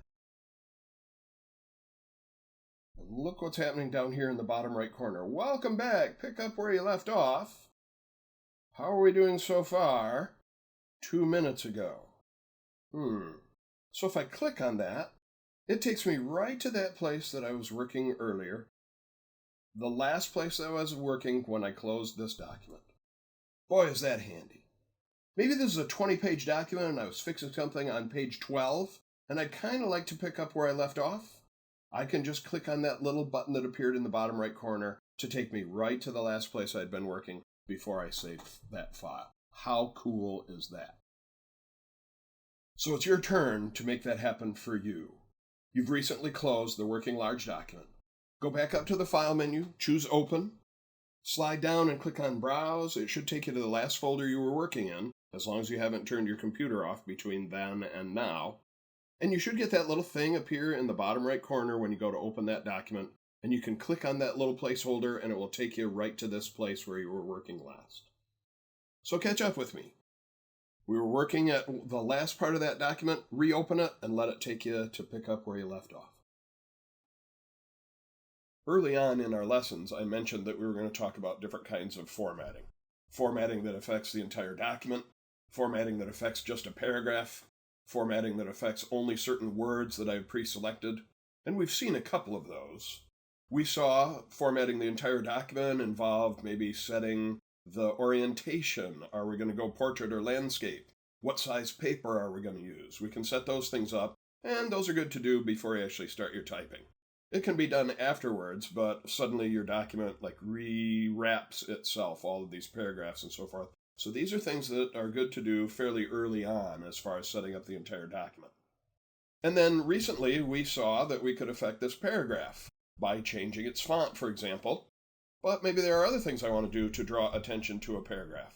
Maybe I'd like to indent the sides, temporarily increasing the white space and narrowing the paragraph, that is, narrowing where it word wraps as I'm typing. Maybe I want to change the line spacing, how much space there is between the lines in a paragraph. I grew up as a child of the 60s, and back then we had a mechanical typewriter. We didn't even have an electric typewriter where I grew up. So you would put the paper in the roller on your typewriter, and you would roll this, it was called the carriage. You would roll the carriage forward and bring the paper up to where you were going to type. So you would type, and when you finished a line, it wouldn't wrap. You would have to grab this little handle on the typewriter and drag it sideways, and that would roll the platen up so that you could get to the next line, and it would take that carriage and move it over to the beginning of the next line. By the way, any of you who have done any programming, you'll see this term carriage return and line feed. That's old school term for that stuff I used to have to do on a typewriter. But I digress. I'm also thinking of maybe in elementary school, junior high, we would be assigned to read a book and then we had to write a book report. And very often the teacher would say, I want that to be 2 pages double spaced. So when we talk about double spacing, we're talking about the vertical distance between lines in a paragraph. And that's what I'd like to talk about now. Now, when you're formatting a paragraph, many times you don't actually have to select the entire paragraph to format it, depending on what sort of things you're doing. If, for example, I wanted to change the font, as we did, I really did have to select all the characters in the paragraph to change the font. But for things like indentation and line spacing, you just have to click to put your cursor, again, also called the insertion point, in the middle of such a paragraph. So I'm going to do that with this paragraph right here that starts with books and beyond has always been a place to go for your reading pleasure. So I'm going to click anywhere in that big paragraph. Now remember what a paragraph is according to Word. If I go up there and turn on the Pilcrows under the Home tab, so here's the end of one paragraph, here's a blank paragraph, here's this paragraph, no Pilcrows at the end here, it just word wrapped, here's the end of the paragraph. So I'm talking about everything between here and here is this paragraph, and I've just clicked in the middle of it. I'm going to turn the Pilcrows off right now. And so what I want to do now is set the line spacing to be what's called double spaced. Now I notice under my Home tab, there's this whole paragraph group up here, and the names don't really show up till you hover over them, but if I look at this one right here, I can see that its name is line and paragraph spacing, and then they try to tell me how this works. So if I click on that right now, I get a little pull-down list, and I can see that it's single spaced, but I could make it 1.5 spaced, or the dreaded double spaced, even the even more dreaded triple spaced. Usually that's kind of overboard, but if my teacher said I needed to do something double spaced, then this would be a nice way to do it. And I love that live preview. So I'm going to back out of there, and I haven't actually made that choice, and I'm just going to click away. We're talking about another way that I could get in and look at the line spacing. You may remember our discussions of these little guys, little down pointing right arrows, called the dialog launcher. If I click the dialog launcher, I am taken to a relatively old school dialog window where I can set the line spacing right here. Notice many same choices and some other ones that weren't on that list. I can also talk about indenting left and right. We're going to be doing that in just a moment. So this is a nice window to control a lot of things about a paragraph. For the moment, I'm going to cancel. So I want to switch gears for a second. I want to talk about indenting my paragraph. Again, that's temporarily increasing the white margin space. Well, here's a little button that will do that. I'm hovering over it. It says increase indent. Notice I'm not getting a live preview of that. And when I click on it, oh, look what it did. It indented the left side of that paragraph roughly a half an inch. Now, what if I want to indent the right-hand side of it? Turns out there's no button for that. I see a little button with an arrow pointing the other direction. It says decrease indent, and when I click on it, why, it decreases the indent on the left side of the paragraph. So what if I want to indent both sides? Well, okay, a couple of things we need to talk about there. Now, I've also mentioned earlier left aligned, centered, right aligned. There's a fourth one up here called justified, and I'm going to click on that. And notice how it nicely lines up both the right and left sides of my paragraph. And this way, when I indent, it will be a little bit easier to see that I'm actually indenting that thing. But there's no quick button for it. So I'm going to go to my dialog launcher for paragraphs, where I could indent the left and the right side. Now I can spin it up here, 1/10 of an inch at a time. I can see a little preview down here. And I can do the right side, only this time instead of spinning it up, I'm just going to drag across the 0. I'm going to type in 0.5. It assumes I mean inches. And then once I click on OK, there it is, indented from both sides, about a half an inch. And it's easy to tell that it's indented because I've got that right side lined up nicely when I justified it. So why don't you take just a moment and do that. Click anywhere in this paragraph. Books and Beyond has always been a place, blah, blah, blah. And you can play with the justified alignment, and you can play with the indenting left and right. So the justified alignment can be done here, the left side indenting can be done up here, but if you want to control all of that stuff, maybe go to the dialog launcher, where you could notice the alignment here, left aligned, right aligned, centered, justified. You could have done that here. And then I was able to indent a half an inch on each side. And you can see that I've got all the line spacing right here. So take a moment and go to this dialog window. So far I'm going to cancel. Remember to get there, you're going to go to the Home tab here in the paragraph group. You're going to click on the dialog launcher. So let's increase left and right indent a half an inch. We'll make sure that it's justified so that both left and right are lined up nicely. And while you're at it, while you're in there, why don't you do the double spacing in there as well? That could be right here, double spacing. All right, your turn to catch up with me for that. Sometimes when I'm working on a document, I realize that the order of things that I've typed might be improved. This is going to let us talk about something called cut and paste, and another closely related feature called drag and drop. So let's go. I'm scrolling upwards. I'm going to find this paragraph whose label says easy listening, and I'm realizing I would like to change the order of these last two sentences. So one of the ways to do this is through what's called cut and paste. So I'm going to select the text that I want to cut. This was my step 1 of my 4-step process. Step 2, I'm going to make the cut. One of the ways to do that, right up here in the clipboard group, I'm going to hover over these scissors. As I do that, it tells me there's a keyboard shortcut for it, Control and X. Or if you're a big right clicker like I am, you can right click in the selected text and make a cut there. Well, since I have this on screen right now, I'm just going to go through with that, cut that sentence, and you'll see that it's gone. But it's not totally gone. It's being stored right now in an area of RAM memory called the clipboard, hence the name of this group of buttons here, the clipboard group. And now what I want to do is paste it, but before I paste it, I have to move the flashing insertion point to the place where I want to paste it. If I paste it right now, it's going to go right back in where I took it out. So my step 3 of my cut and paste is to place my flashing insertion point down here in this case, and then the last step is to paste. I'm going to go up here and hover over the paste button. It tells me there's a keyboard shortcut for that, Control V. You know, the V in paste. Yeah. I've heard of silent letters like the L in walk. The V in paste must not only be silent, apparently it's an invisible letter, the invisible V in paste. But I digress. So I'm just going to go click on that paste button, and that thing that I copied is pasted right in there.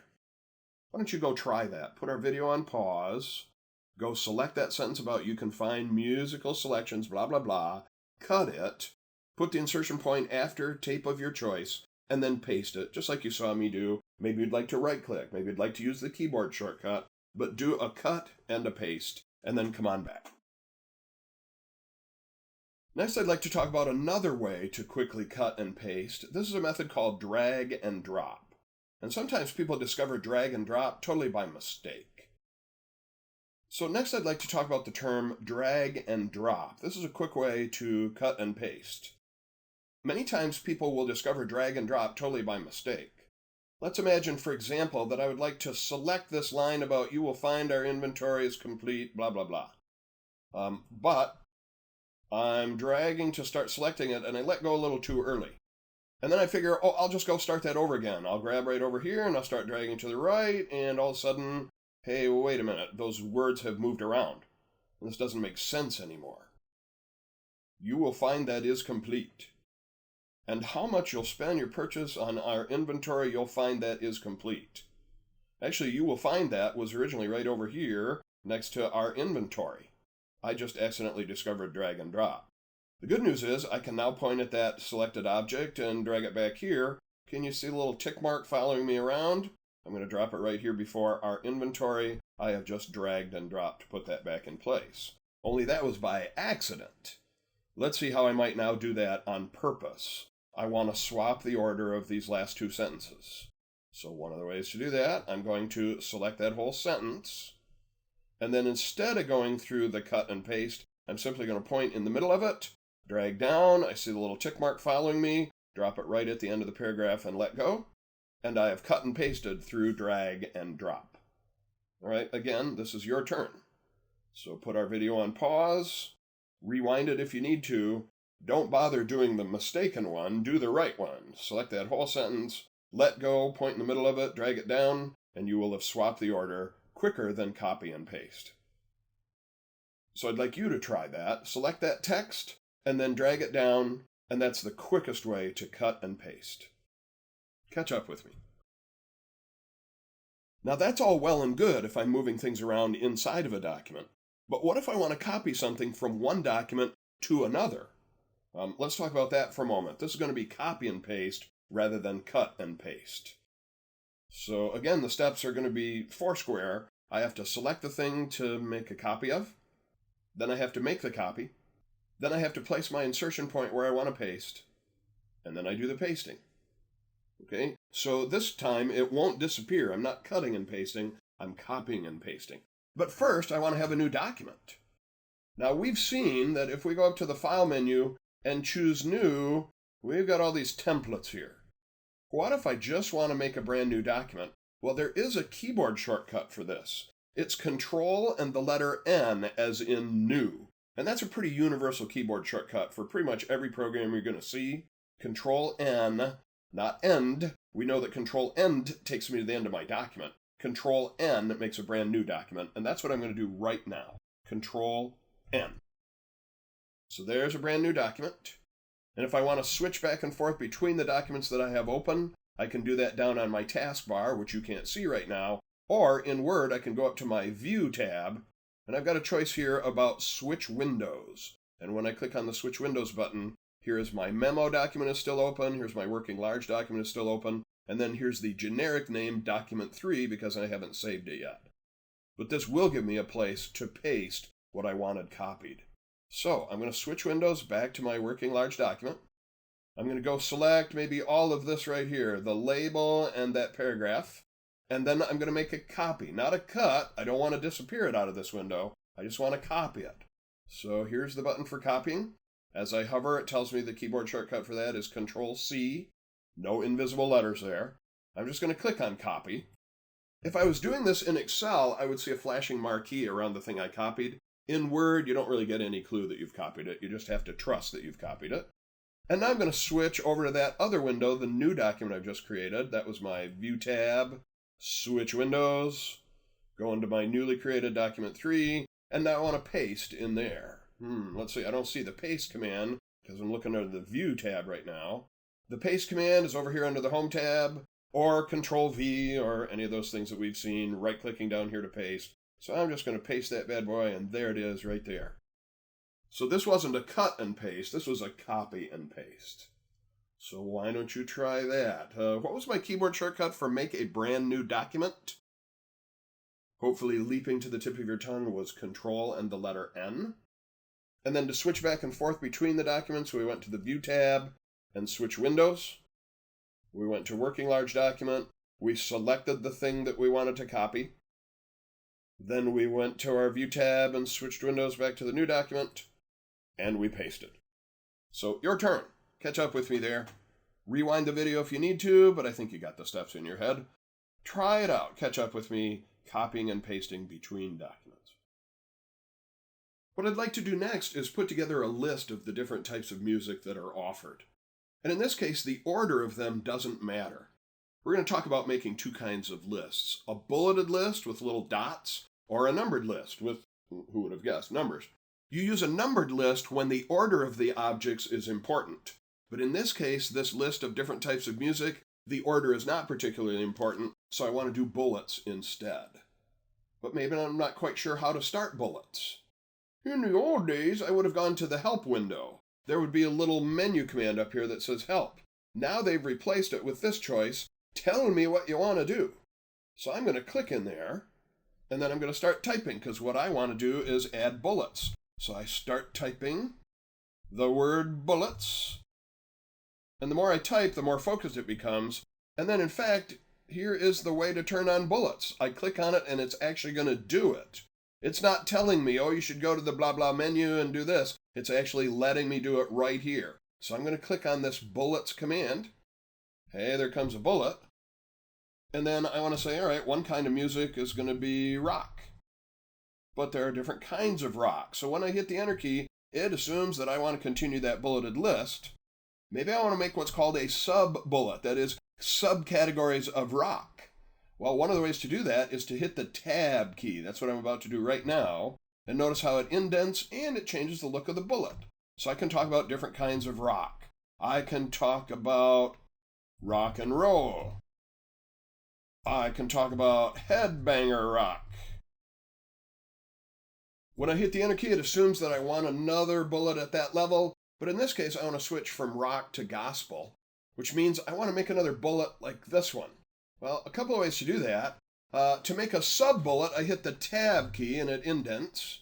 But if I want to go the other direction, if I want to outdent, I hold the Shift key and hit the Tab key. And I'm going to do that again. And now I've got that first type of bullet, so I can mention gospel.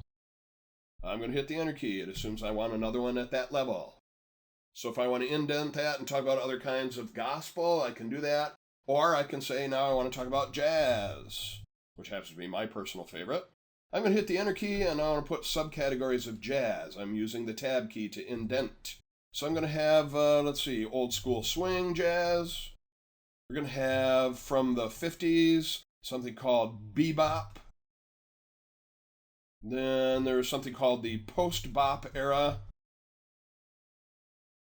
And then there's more modern jazz. And then there's the soft jazz. And so forth. And if I need to indent even more, I can use Tab, Tab, Tab. You can see there are several levels of bullets and sub-bullets. So what if I'm done with my list? How do I tell it I don't want to do buttons anymore? Well, here's one of the ways. I can hit the Enter key, and it assumes I want a bullet just like the previous level. And if I hit Enter key one more time, I am no longer bulleting. So I would like you to try that. I'd like you to try what I just did. Start out by using the Tell Me What You Want to Do button up here. It's always up there. And you're going to type in bullets, and as you do that, it'll find the bullets button. You can click on it then, and it'll make a bullet for you, and then you can create this list. Remember, to indent to make a sub-bullet, you use the Tab key. To outdent to make it a previous level bullet, you use Shift and Tab. All right, catch up with me. All right, I'm hitting the Enter key a couple of times to stop my bulleted list, and maybe one more Enter to leave a little gap. Now I want to talk about a closely related thing called numbered lists. If we go to our Home tab, we will discover there is a button right here for bullets, and right next door there's a button for numbering. Also, I should mention that next to each of those is a sneaky little list arrow. Or I could choose other kinds of bullets, or I can choose what kind of numbering I want. Do I want a number with a period? Do I want a number with a parenthesis? Do I want Roman numerals? I'm going to try this way this time for my numbers. I'm going to click the little pull down arrow and I'm going to choose the ones with the parentheses here. Notice I'm getting a live preview down there as I'm doing it. I'm clicking. So here's my first step. Now I'm a part-time musician, so maybe I want to talk about the steps to recording a piece. So let's see, starting right from the beginning, I have to get out my horn. I need to put it together. Now you might have just seen something happen there. I didn't capitalize the first letter, but as I began typing and hit the space bar, it assumed that I wanted a capital letter as the beginning of a new sentence.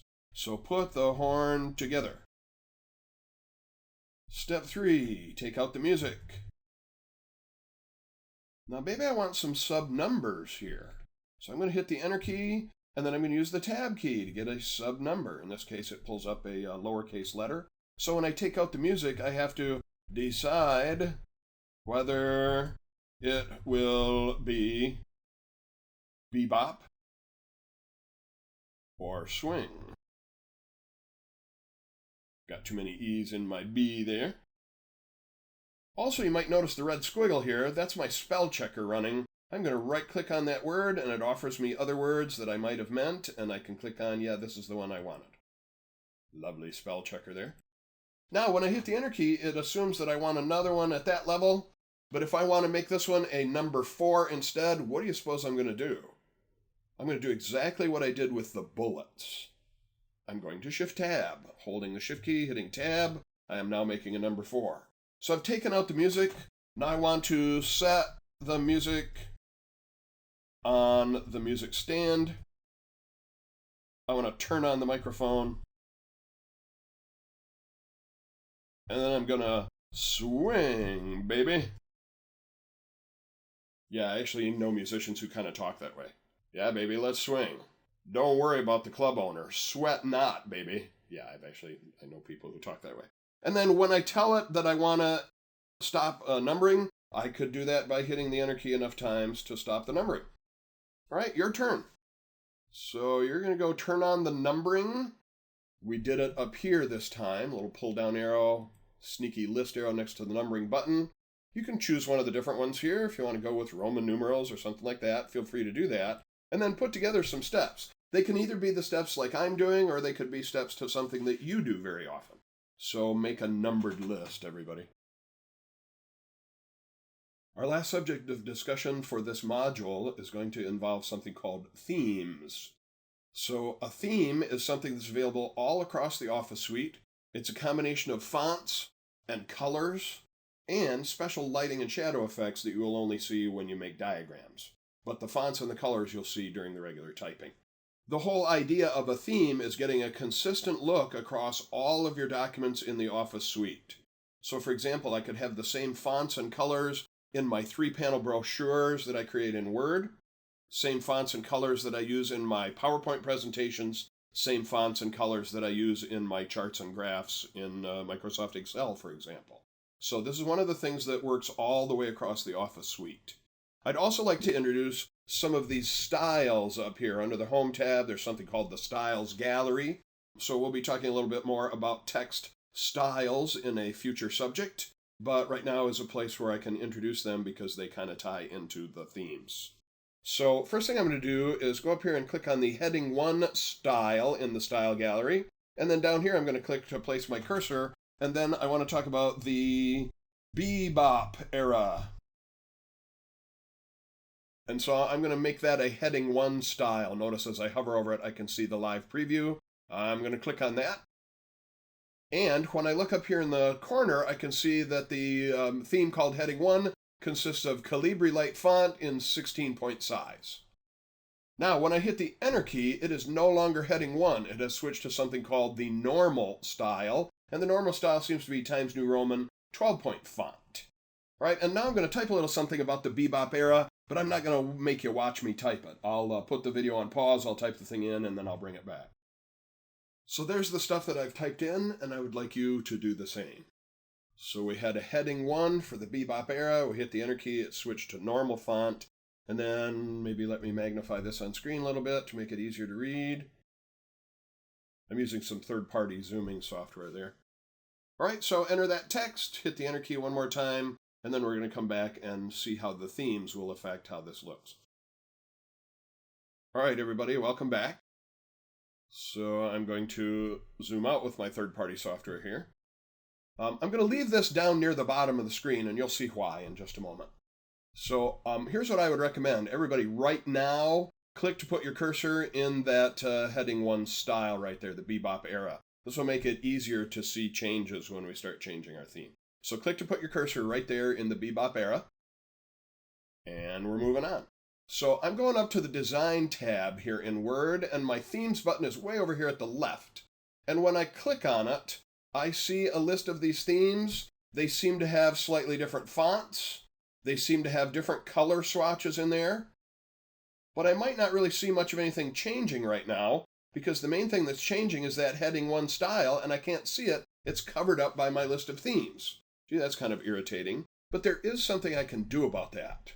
I can go down here to the bottom right corner. Notice I get a 2-headed arrow, and when I grab that, I can readjust this list of themes.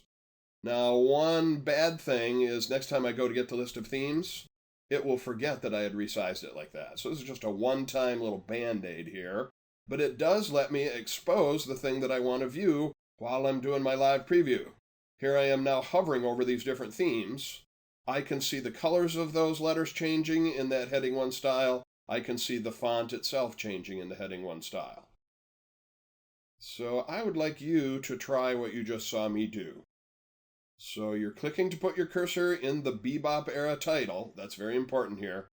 Click on the pull-down arrow of the themes. Grab the bottom right corner of the themes gallery, stretch it over here, and then hover over the different themes to see the live preview of how those fonts and colors would change. Your turn. Now, once again, if I go up and click on the list of themes, I see they've got kind of interesting names here. I'm not sure if I can zoom in on them using my third-party software. Yes, I can. So I've got names like Facet and Integral and Ion. And you can see that the fonts are different and the color swatches are different. Facet, Integral, and Ion.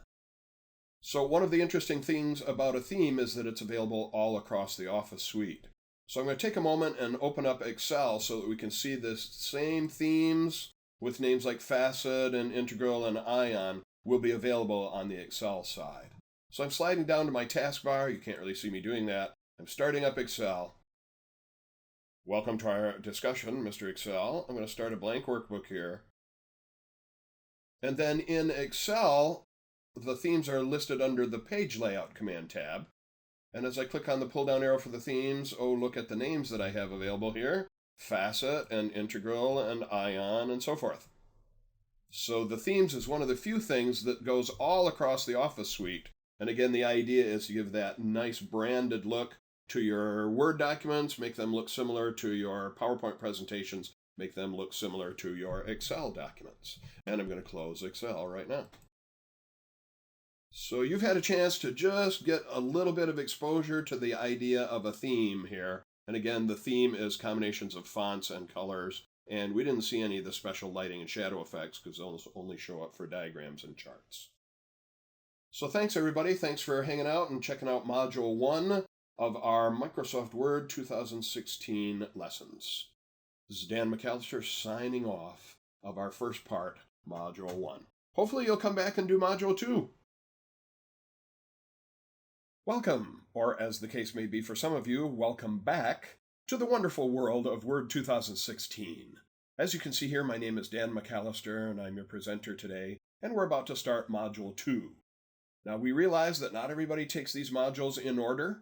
Maybe you looked at the subjects in Module 1 and told yourself, oh, I know how to do all of those. I'm just going to go jump into Module 2.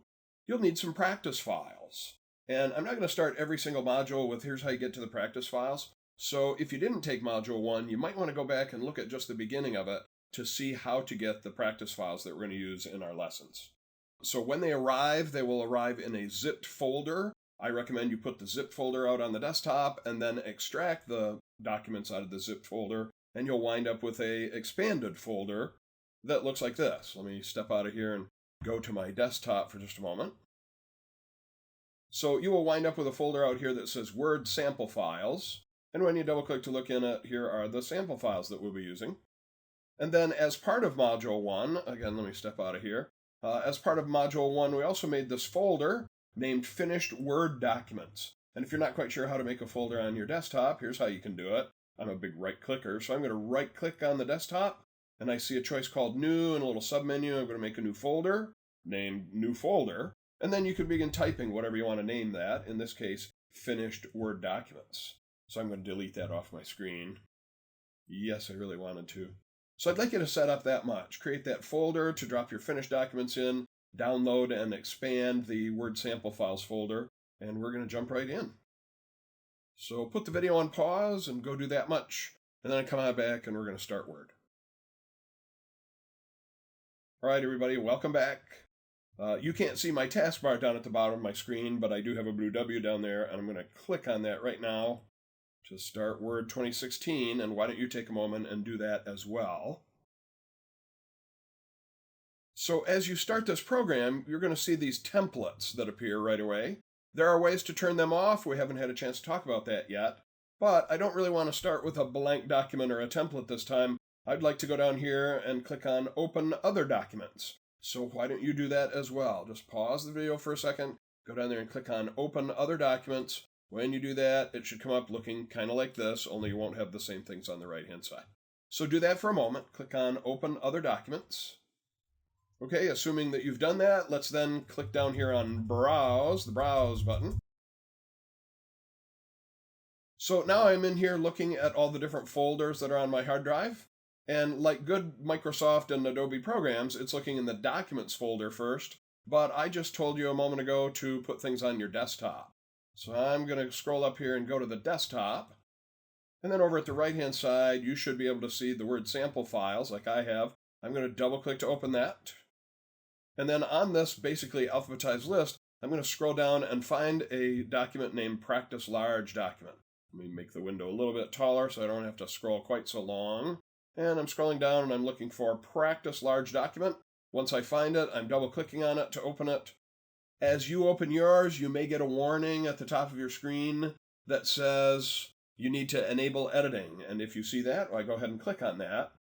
There was just something going on the right side of my screen that won't be happening to you.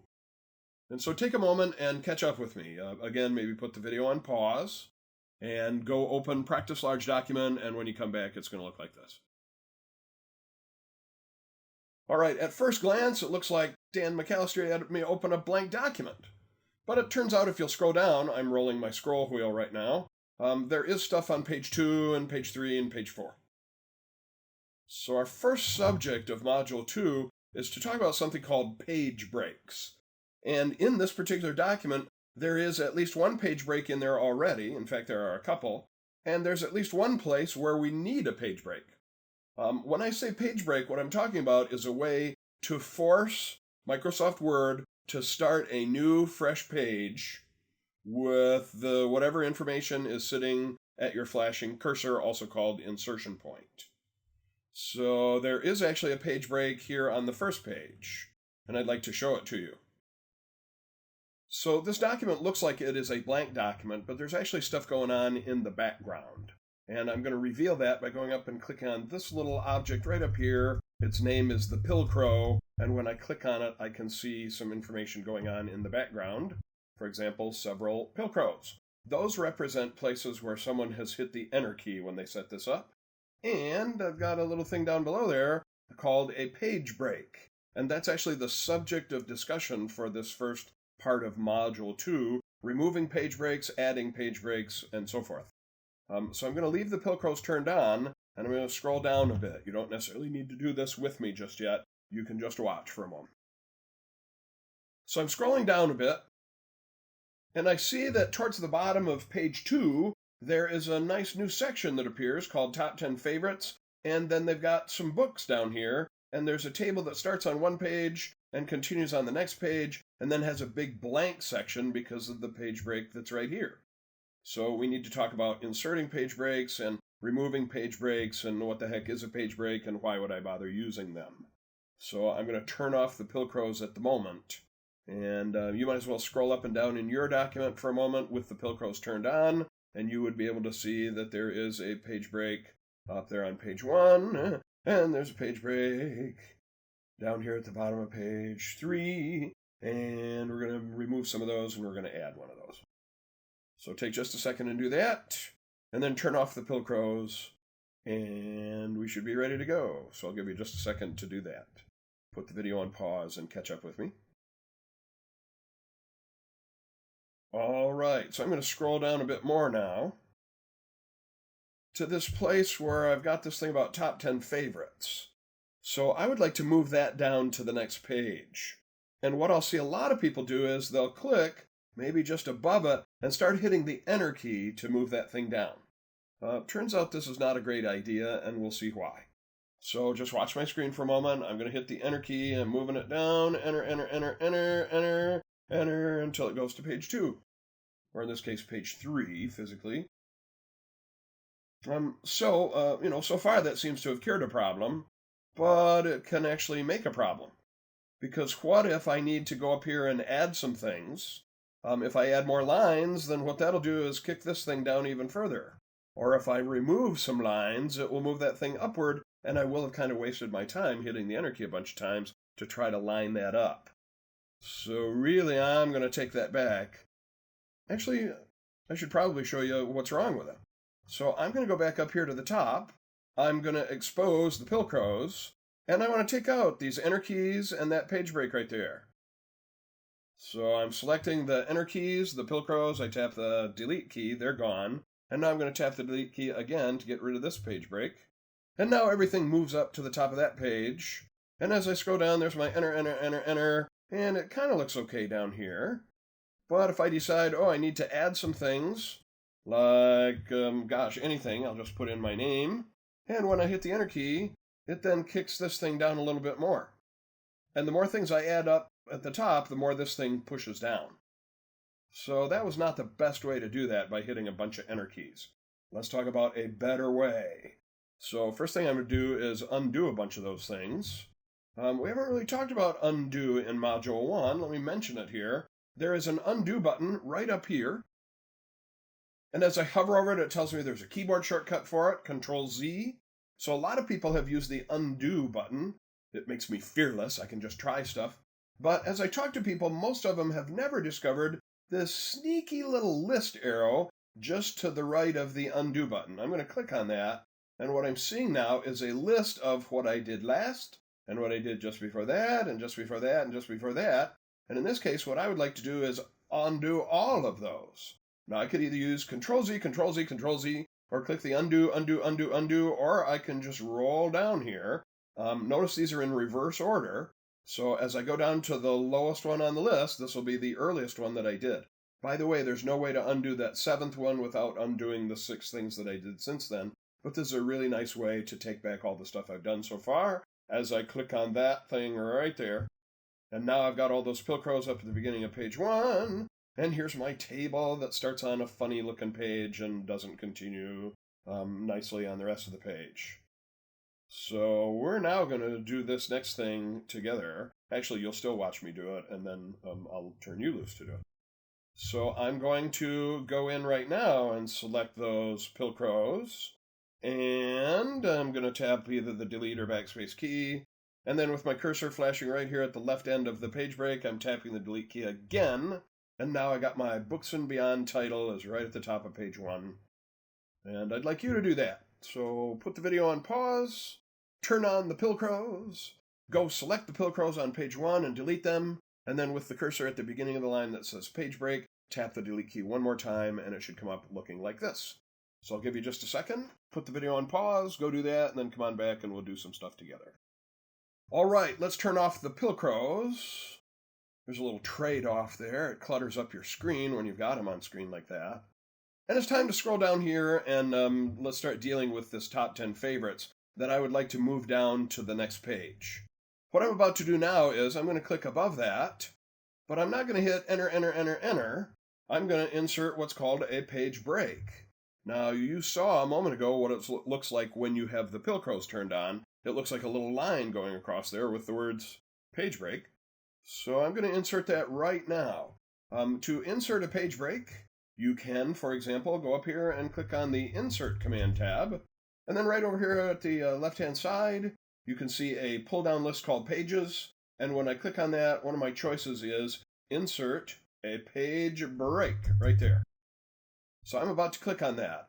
Again, I went to the Insert tab, I clicked the pull-down arrow under the Pages command, and now I'm clicking to insert a page break. And it's going to happen right here where my cursor is. You can't see it once I go to the menu. So inserting a page break, and there, that took my top 10 favorites down to the next page. So it's your turn to do that. By the way, if I go back up here and turn on the Pilcrows, that was under the Home tab and the Pilcrows, you can see my page break appeared right there.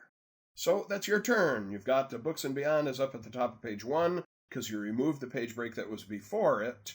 Now scroll on down there and click just above the line that says Top 10 Favorites and Insert tab, Insert Pages, Page Break, and yours will look just as cool as mine does. So put the video on pause and insert that page break. All right, let us scroll down a little bit more.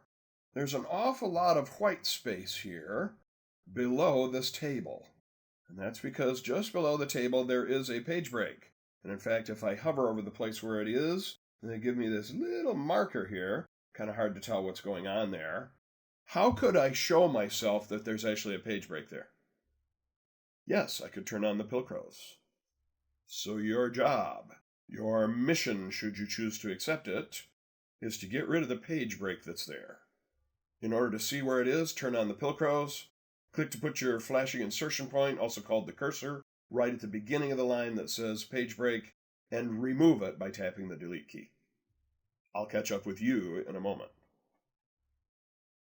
All right, time for me to catch up with you. I'm going to go to that Home tab. I'm turning on the Pilcrows. Oh yeah, there's a page break right there. I'm going to click to put my cursor right at the beginning of that page break, and then I'm tapping the delete key. Page break is gone. The stuff that was starting on a new page has now moved up and is taking over all that white space that had been there. Although now, I've got a table down here kind of sitting there by itself. I've got the description of it up here. I've got the table down there, and then it continues. So some people don't mind the look of that, but other people it kind of bugs them. They've got a description of this table, and then the table appears. So you've got one more thing you need to do. Let's put in a page break right there, right above Music Inventory Database, please. So you do it, and then I'll do it. Putting the video on pause, go do that, and then I'll catch up with you. All right, time for me to catch up. I'm inserting something under the pages. I'm inserting a page break. There we go. So now we've got the description of the table on the same page as the table, and everything finishes before the end of page 3. All right, very good, everybody. I'm hoping your screen looks like mine. Let's turn off the Pilcrows. And I'd like to use the Save As command to make a copy of this document, only changing its name, so that maybe later on during one of the later modules, we can come back and reopen the document named Practice Large Document, and it will be exactly as it was when we first saw it. So please don't click the Save button. That would destroy the original Practice Large Document. We're going to use the Save As command instead. One of the ways to get to the Save As command is go to the File tab, welcome to the Backstage view, and then click Save As. If you happen to be with us in Module 1, I don't think I had you use it, but I did mention a keyboard shortcut for Save As is the F12 function key, which I'm about to tap right now. This is me tapping the F12 key. And oh look, I'm in the Save As window. And so I want to put it in that folder named Finished Documents that's out on my desktop. Now I can go over here and click on Desktop, and then over here on the right-hand side, Finished Word Documents. But in Module 1, I made a little shortcut to the Finished Word Documents by grabbing that folder, named Finished Word Documents, and dragged it over here into the Favorites area. Now you notice it doesn't necessarily alphabetize it in there, but there it is. And the advantage of that is, in this case, it's just one click quicker. But the reason that I wanted to introduce that in these lessons is that pretty much everybody I talk to in the business world they're working on their network and they have some shared drive. It's the H drive, it's the S drive, or whatever letter it's assigned to. And they spend a certain amount of their time going into that shared drive, into some folder, into some subfolder inside the folder that's on the shared drive that lives in the house that Jack built. You could save a whole bunch of that navigating by making a little shortcut to that folder.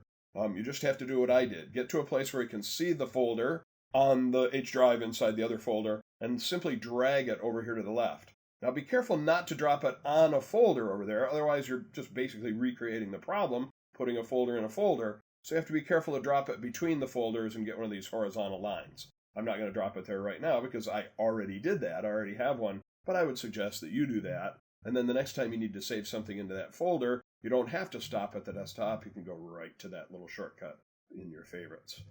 In the meantime, let's go to the finished Word documents folder, and I would like to rename this. Instead of practice large document, I'd like to name it module 2 large document. So I'm dragging across the word practice. I'm retyping right over top of that. Module 2 large document. I'm going to hit the enter key or click save. And so this thing says, hey, this is going to update to the newest file format. The reason it's saying that is the original document was created in Word 2003, which actually stores its documents in a different programming language than we use since 2007 version. So the version that was used in 2007 is the same file language that's used now in 2010 and 2013, and glory be 2016. So it's just telling me that I'm going to be upgraded to the newest file format. Woo-woo, free upgrade. And I'm going to hit the enter key or click OK. And I should be able to see the new name up there, Module 2 Large Document. You may or may not see the 4-letter file name extension up there. Don't worry if you don't, but you shouldn't see the words compatibility mode up there when you're done. So go do what I did. Do not click the Save button. Instead, go to File and Save As, or what was my keyboard shortcut for Save As? Those of you who just chimed in, F12, extra 10 points for you. I don't know where you're going to trade in those points for any prizes, but file them away somehow.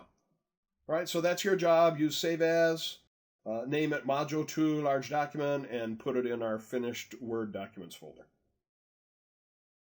Our next subject of discussion concerns the white space around the edges of the pages. Now, if I look up at the ruler at the top here, I can see roughly 1.25 inches on the left side, another 1.25 inches on the right side. It's a little bit tough to tell what's happening at the top and the bottom of the page. When I click in the page, I should also be able to see a ruler at the side.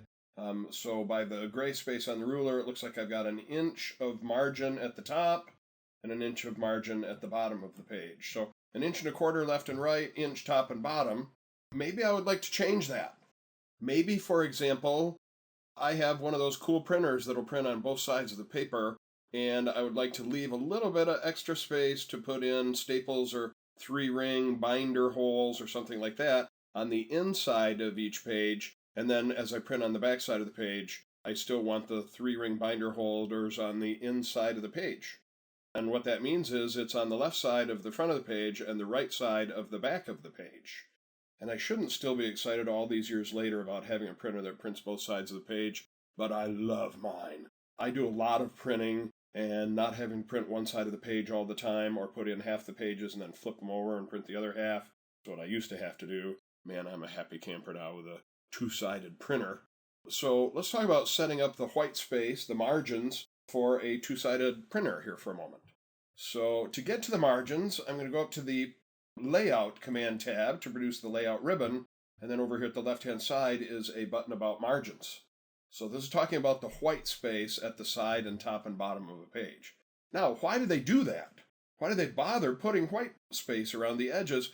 Well, it turns out that if you have really long lines that go very near the edges of the page, it's easier for your eyes to get lost reading across those longer lines.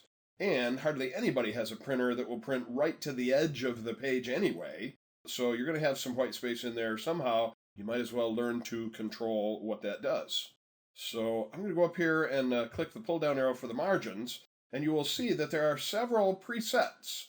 So we've got the 1/2 inch at the top, bottom, and left and right. We have something called moderate. We have something called wide. Mirrored, we're going to talk about in a minute. You'll notice one of them has kind of a blue box down here. It is the 2003 default, and you may remember that when we saw that thing about updating the file format, I had mentioned that this did come from a 2003 file, so that's why it has an inch at the top and the bottom and an inch and a quarter on left and right. But if I want to change those, then I just need to move a little bit farther down here. So there's a scrollable list up here, and then down way at the bottom there's one that says Custom Margins. I'm going to click on that, and that opens up this dialog window. You can see its title says Page Setup, and among other things, it's got information about the margins, top, bottom, left and right, and etc. So why don't you join me in that window for just a moment? That is, put the video on pause, and to be able to see that layout window for the margins, you're going to go up here and click on the Layout Command tab, which produces the layout ribbon, and then over here at the left side, click the pull-down arrow for the margins, and then click on Custom Margins, and your screen should look like mine. So put the video on pause for just a moment, and catch up with me into the Page Setup window to talk about margins. So you can see there aren't just 4 boxes here, top, bottom, left, and right. There's also something called gutter and gutter position. Very often the gutter is used to temporarily increase margins for maybe 3-ring binders. Or you can just increase the left margin for those things as long as you're just going to be printing on one side of the page. But if I'm going to be printing on both sides of the page, it's going to take a little trick. It won't be called the left side, and you'll see that here in a moment. So I'm noticing down here towards the bottom of this window, there's a little list box that says Apply to Whole Document. Right now, that's what I want to do, apply to the whole document with whatever I set up. And then I've also got a thing here that says Multiple Pages. And as I click on that pull-down arrow, I can say, well, I'm going to print 2 pages on each sheet and then fold it like a booklet. In fact, there's a slightly different thing called Book Fold. And then I would like to introduce this idea of mirrored margins. Now, right now it says you got a left margin and a right margin. Watch what happens if I say mirror margins. Here I see a little sample of 2 pages where I'm going to be printing on both sides of the page. And now you notice it doesn't say left and right. It says inside and outside. So if, for example, I set these up to be an inch on the top and the bottom and the inside and the outside, then this is a little sample of what it's going to look like. The white space on the inside and outside edges are the same. Now, what about my 3-ring binder? Well, I could add a gutter here and put the gutter, notice it says left, it doesn't really say inside. Or the way I'll usually do it is I'll just increase the inside margin a little bit. So I'm going to change my inside margin from 1 inch. I'm going to click and I'm going to make it maybe 1.25 inches on the inside. And then if I click on some other box, it's kind of subtle, but notice now the inside margin in the sample box is ever so slightly wider than the outside margin in the sample box here. So the front page would be on this side. This would be a page 1, and then a page 2 and 3, 4, and 5. So my even numbered pages would be on the left, my odd numbered pages would be on the right. My cover page would be one of the right side pages. So that's the idea of mirrored margins. And so maybe I want to make the top margin a little bigger or a little smaller. This is a box where you can do that. Bottom margin as well. All I've done is increase the inside margin and changed it to mirrored margins. I did them in the other direction there, actually. I did the mirrored margins first. So instead of saying left and right, it now says inside and outside. And change that inside margin to 1.25 inches. And when you click on OK, you will see as you scroll up and down here, here's my odd numbered page. And then my even numbered page, if I can zoom out a little bit here, you can see they are not starting at the same indentation. That's because my odd numbered pages have the 1.25 inches, my even numbered pages have the inch margin. So you can actually see that in action right now.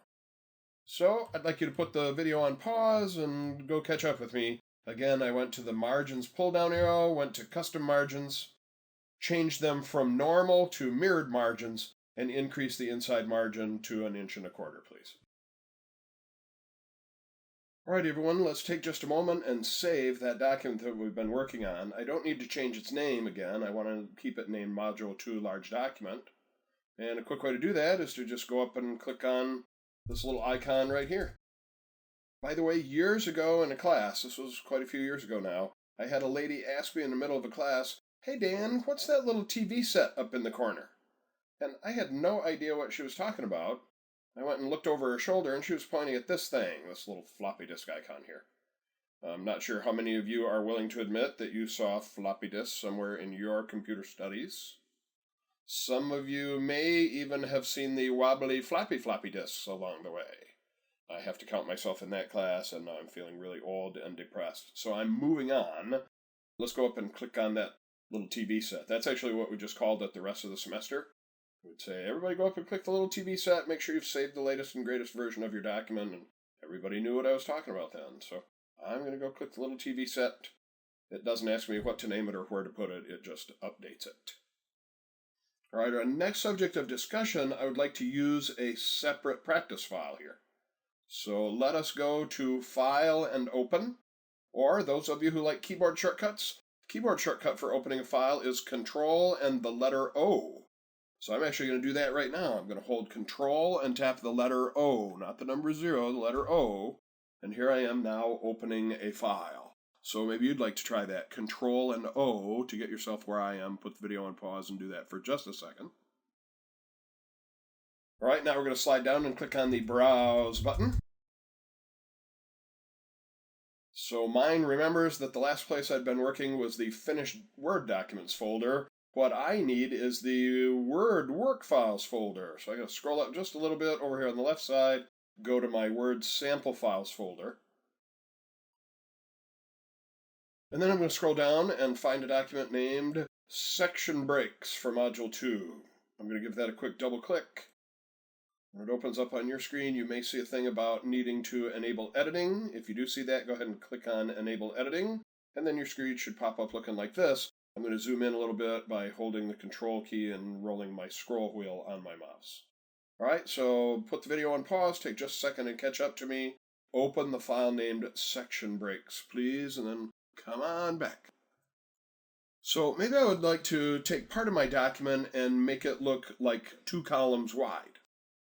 Now, if I just scroll down a little bit and click somewhere in the document and go start looking for columns, I'll find something about columns under the Layout tab here. So I'm going to go click on that Layout tab. And then you should notice that there is a button over here about columns. And when I click on the pull-down arrow under columns, I get to choose how many columns. Now, by default, the columns are going to be equally spaced with just a little bit of white space between them, a little margin gutter, they call it. I can offset them so that I have a skinnier column on the left, or a skinnier column on the right, or 3 columns. If I went down here to more columns, I could actually choose how many columns I want. But when I started this discussion, I said I wanted 2 columns. I'm about to make a little mistake here. I'm going to go click on 2 columns. Right, there's my little mistake. All of a sudden it looks like a newspaper. I got what's sometimes referred to as newspaper-style columns. And if that's what I wanted, okay, that's great. But things can get a little bit strange there because I've got to read all the way to the bottom of that first column and then move my eyeballs up and read all the way to the bottom of that second column, and then I'm going to the next page. That's fine if that's what I'm trying to do, but in my case, that's not what I was trying to do. I only wanted to make part of the document appear as 2 columns. Thank goodness for undo. So I'm going to go up here and click on the undo button, or I could use Control-Z, and there I'm back to 1 column. That's better. So you don't actually have to go do that. You saw what was bad about it. As you can imagine, maybe what I should have done first is select the text that I wanted to put into 2 columns. So I'm going to scroll down and I'm going to do that. I see a thing here says, to change the overall look of your document. And then the next paragraph is about when you create pictures, charts, or diagrams. So I'm going to put those as 2 columns side by side instead of 2 paragraphs above and below each other, which is what's going on right now.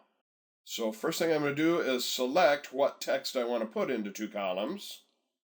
And then I'm going to go up and click on my columns button, and I'm going to make 2 columns, and notice it only affects that much of my text. So I would like you to do what you just saw me do. Scroll down to the part that says, let me undo that. Scroll down to the part that says, to change the overall look of your document. Looks like that's about the 1, 2, 3rd, 4th big paragraph. and select that paragraph and the one next to it. And then you're going up here to your Layout tab, clicking on the pull-down arrow and make it 2 columns, and notice it only affects that much of your text. So pause the video, go do that. Now I'd like to show you behind the curtain here. Go turn on the Pilcrows. You're going to watch me do it first. Go into the Home tab, turning on the Pilcrows. Oh look, there's a section break right there, and a section break right there. Now a section break is different than a page break.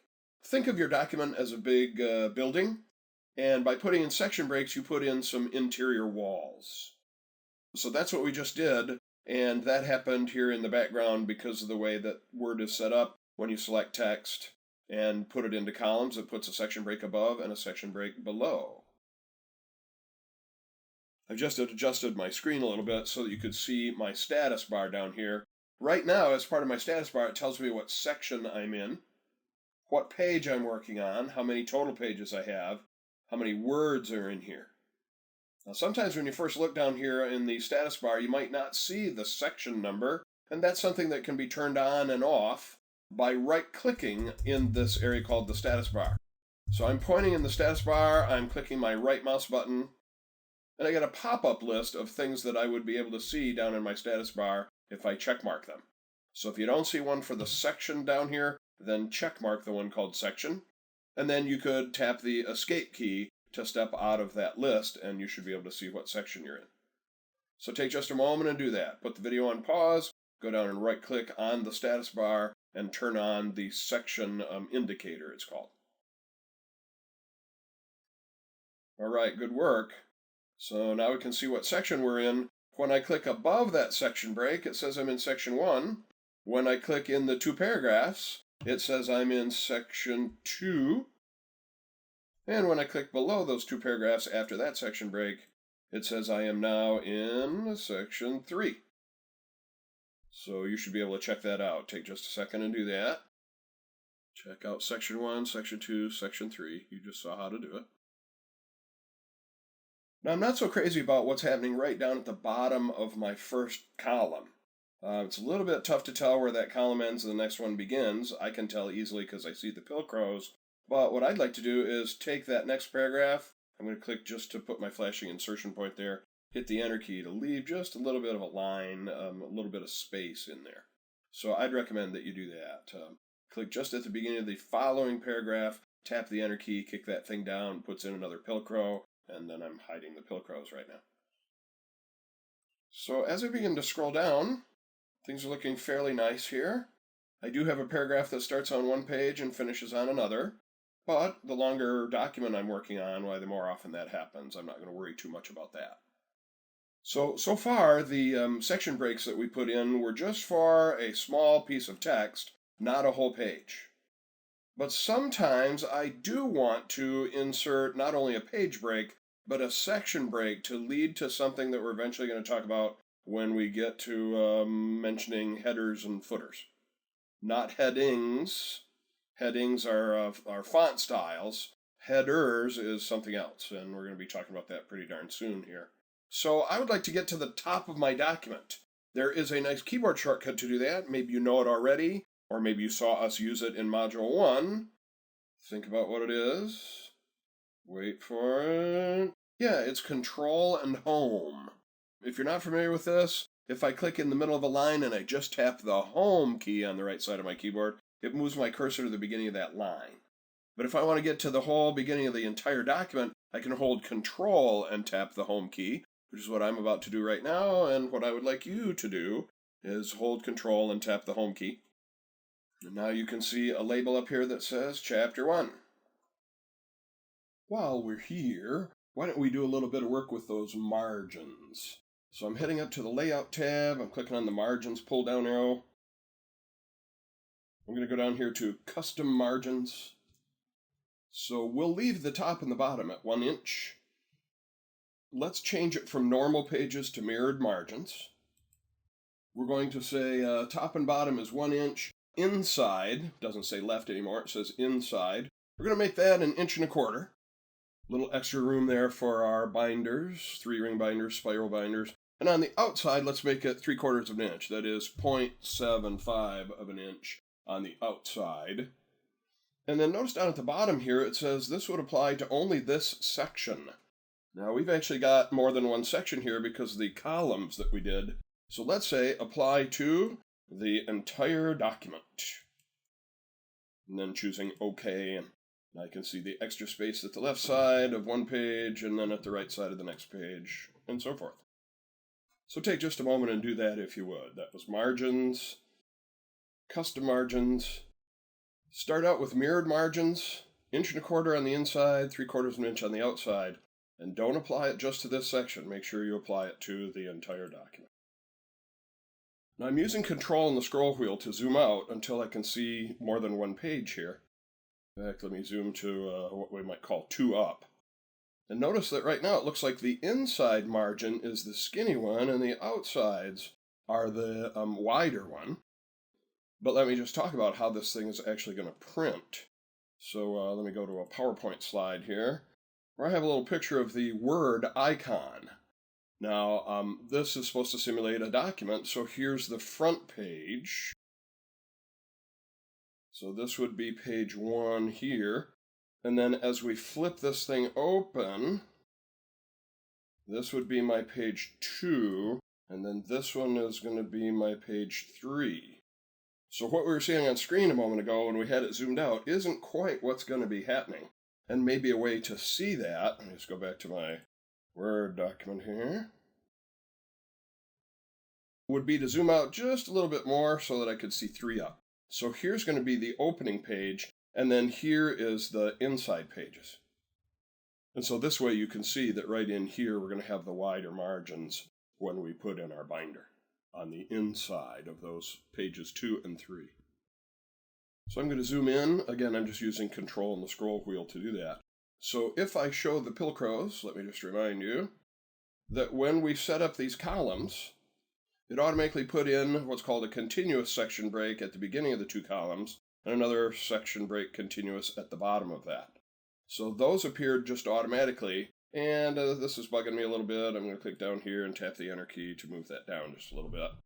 You can do that if you want. It's not terribly important. What I'd like to do now is break this document down into its multiple chapters by turning each chapter into a section. So here we have a section that's less than 1 page. What we're about to create are some sections that are more than 1 page. I'm going to turn off the Pilcrows just because they're not terribly important for this part. So I'm going to scroll down and I'm going to find where it says Chapter 2. There it is, Chapter 2 Pictures. I'm going to click to put my cursor right there. And then I would like to insert a special kind of section break. This is going to start a new section and it's going to start a new page. We've seen how to insert a page break. One of the ways to do that was here under Insert and Pages and Page Break. Or as I hover, it says Control and Return, Control and the Enter key. That would create a new page, but it wouldn't create a new section. So for this, we're going to switch instead to the Layout tab, and then you'll see a choice in here about breaks. And when I click on that, you'll notice the breaks are broken down into 2 parts here, page breaks versus section breaks. And there's actually one of them that's both. This guy right here, Next Page, says insert a section break and start a new section on the next page. So that's what I'm going to do right here. Next page break. Boom, there it is, starting a next page. And if I turn on the Pilcrows again, Home tab, Pilcrows, I can see it's not just a page break, it is a section break called Next Page. So that's your job right now. Put our video on pause, scroll down and find that spot where it says Chapter 2. Click to put your insertion point right there. Go to the Layout tab, insert a break that is a next page break. That'll start a new section and a new page. Put our video on pause, go join me. Alright, next thing I'd like to do is find where it says Chapter 3. Now I can scroll down and eyeball it, but there is actually a find command that's available here. So I'm going to go up to the Home tab. Way over here, I've got a choice to find something. When I click on that, it opens up my left side navigation pane, and then I can tell it what I'm looking for. I would like to look for the specific words Chapter 3. And it finds where Chapter 3 is. And now that I've found it, I can close the little searching window, click there. I'm going to insert one more of those. Let's see, where was that? What tab was it under? Yep, it was under Layout. We're going for breaks. and next page break. Okay, so your job is to do that now. You're going to do the find command, find chapter 3, insert one of those next page breaks. Then you're going to go find chapter 4, do the same thing, chapter 5, do the same thing. When we come back, I will have that done already, and so will you, because you did it as you put it on pause here. So put it on pause, go find 3, 4, and 5, and make them new next page breaks. And the next thing we're going to talk about is doing stuff up here in the top margin called adding page headers. So that will be the subject of our next lesson. In our last session, we set up the margins, mirrored margins, and we inserted some next page breaks, so we have several different sections. Right now, as I look down at the bottom of my screen, I can say that I am now in section number 7. So what I want to talk about next is this header area right up here. Anything you put in the header area will appear on all of the pages at first, although we can adjust that so that I could have a different header in the different sections. And that's what we're going for the next 15 minutes or so. So here we go. So in order to insert a header, we would go to the Insert tab right up here. That's where I'm headed, and click on the Insert tab. And one of my choices here is to insert a header. And when I click on the little pull-down arrow, here comes a list of headers that are pre-created and built into every copy of Word. And I see one here called Banded, and when I click on that, here is something called the Banded header. And as I scroll up and down, you'll see that that's happening on every single page. And if I look closely, it's got a little place where I could click and type in the document title, and that way that would appear on every single page of every single section. But maybe I would like to have different things in each of those sections. Maybe at the top of all the pages of Chapter 1, I want it to say Chapter 1. At the top of every page that's in Chapter 2, I want it to say Chapter 2. So that's what we're going to do. One of the ways I can get rid of this one would be to go up here to the header tools.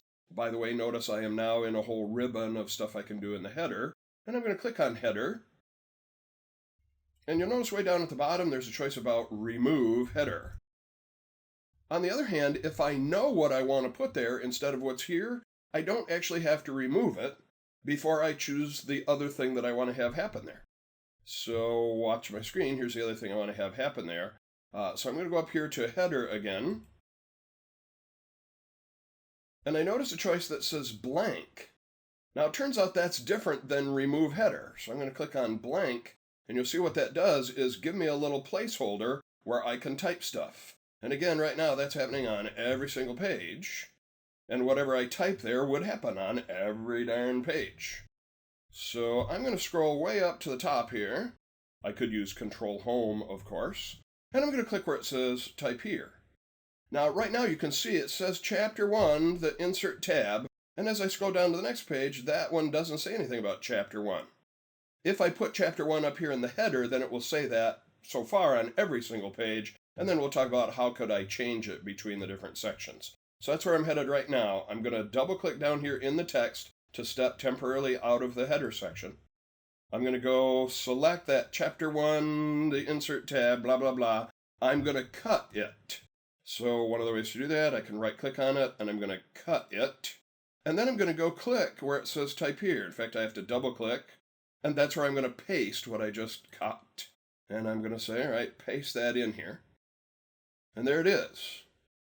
Now, I've got a couple of extra enter keys down here. I'm going to just hit the delete key to get rid of one of them, leave a little bit of space. But now as I scroll down, you'll notice every single page says Chapter 1. Even the pages that are actually Chapter 2 stuff. Here's Chapter 2 pictures down here, but it says Chapter 1 up there in the header. We're going to take care of that right now. But before we do that, I would like you can skip the part where we inserted the one called Banded, and just go up there and click in the header and click on header and make it a blank one. That'll give you the typing section. And then you're going to do what I did. We double-clicked in the document to step out of the header. We selected the words Chapter 1, the Insert tab. We cut them. We double-clicked on the little placeholder up here, and we pasted them. So join me with that part, and then we're going to talk about how can I make the sections have different headers and footers from each other. So join me in that part thus far. Now comes the part where we have different headers for each section. So I'm going to scroll down. I'm going to go find that area where it says Chapter 2. Yes, I could do a find command for that. So here's my Chapter 2 part. Notice right now up here it says Chapter 1.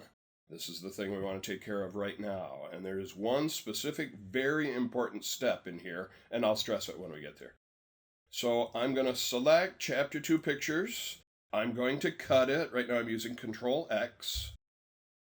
Then I'm going to go up and click in the header part. I probably have to double click to get into the header part. And before I do any pasting, there is something really important to talk about.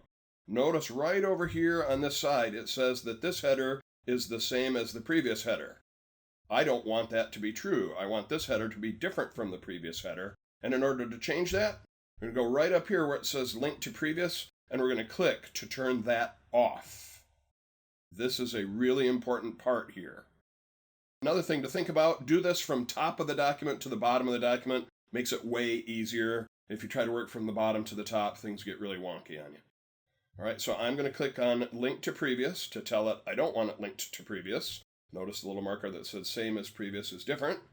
And now I'm going to drag across the Chapter 1 stuff, and I'm going to paste in the Chapter 2 stuff. And if I've done that right, if I've been very careful not to link to previous, I should be able to scroll up here and see Chapter 1 in the section above there, and Chapter 2 in the section below there, and right now it says Chapter 2 on every page till the end. We'll do something about that in a moment. So I need you to catch up with me. Again, just to reiterate what I did.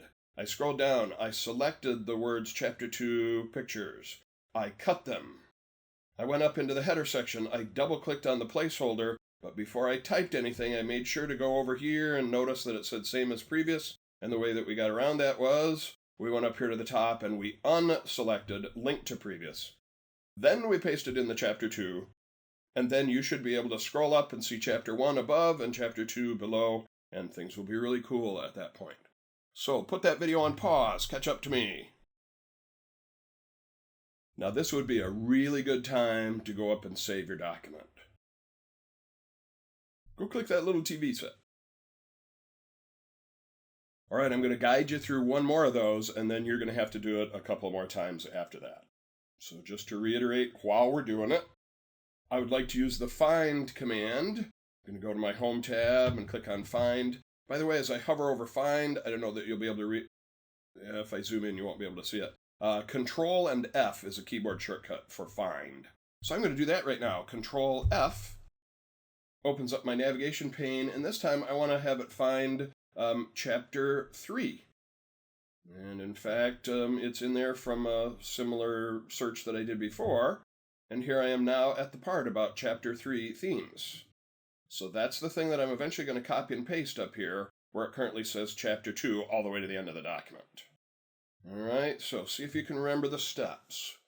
We need to cut, but before we paste, we have to make sure we are not linking to previous. So maybe you can do that right now. Maybe you can remember how to do the steps, but I'd recommend watch me one more time. So I'm selecting the text, I'm cutting it through Control X, for example. I'm going to go up and double-click in the header on the area that I want to paste, but before I paste, I notice it says same as previous. That's my enemy right now. I need to not link to previous, select this text, and then paste. I'm using Control V. And so now if I scroll down, I should see Chapter 3's all the way to the end. And as I move up, I ought to be able to see Chapter 2's up here. And Chapter 1's way up here. Chapter 1's. Okay, so that is your job right now. You're going to do that for Chapter 3. And then I'm not going to come back and show you how to do it again. You have to go find Chapter 4 and do that. Chapter 5 and do that. Remember, the most important part of that is not to link to previous. So you're going to go do that for Chapters 3, 4, and 5 now. For my next trick, ladies and gentlemen, I would like to pull a rabbit out of my sleeve. No, that's not what I'm going to do. What I want to talk about now is footers. So for our headers, I wanted a different thing at the top of each of my different chapters. For my footer, what I want it to show is in the middle of the footer, I want to see the date, and at the right side of the footer, I would like to see the page numbers. And I want that to happen just all the way through the document. I'm not going to have to worry about same as previous. Although I could There are times when people would like to have each chapter start over with page 1, but in my case, I am not worried about that. So we're going to work in the footer section, and we're going to see how we could create a footer that we could use over and over again in more than one document. So I can start in any footer down here. Doesn't matter what page I'm on, doesn't matter what section I'm on, as long as I'm going to use same as previous.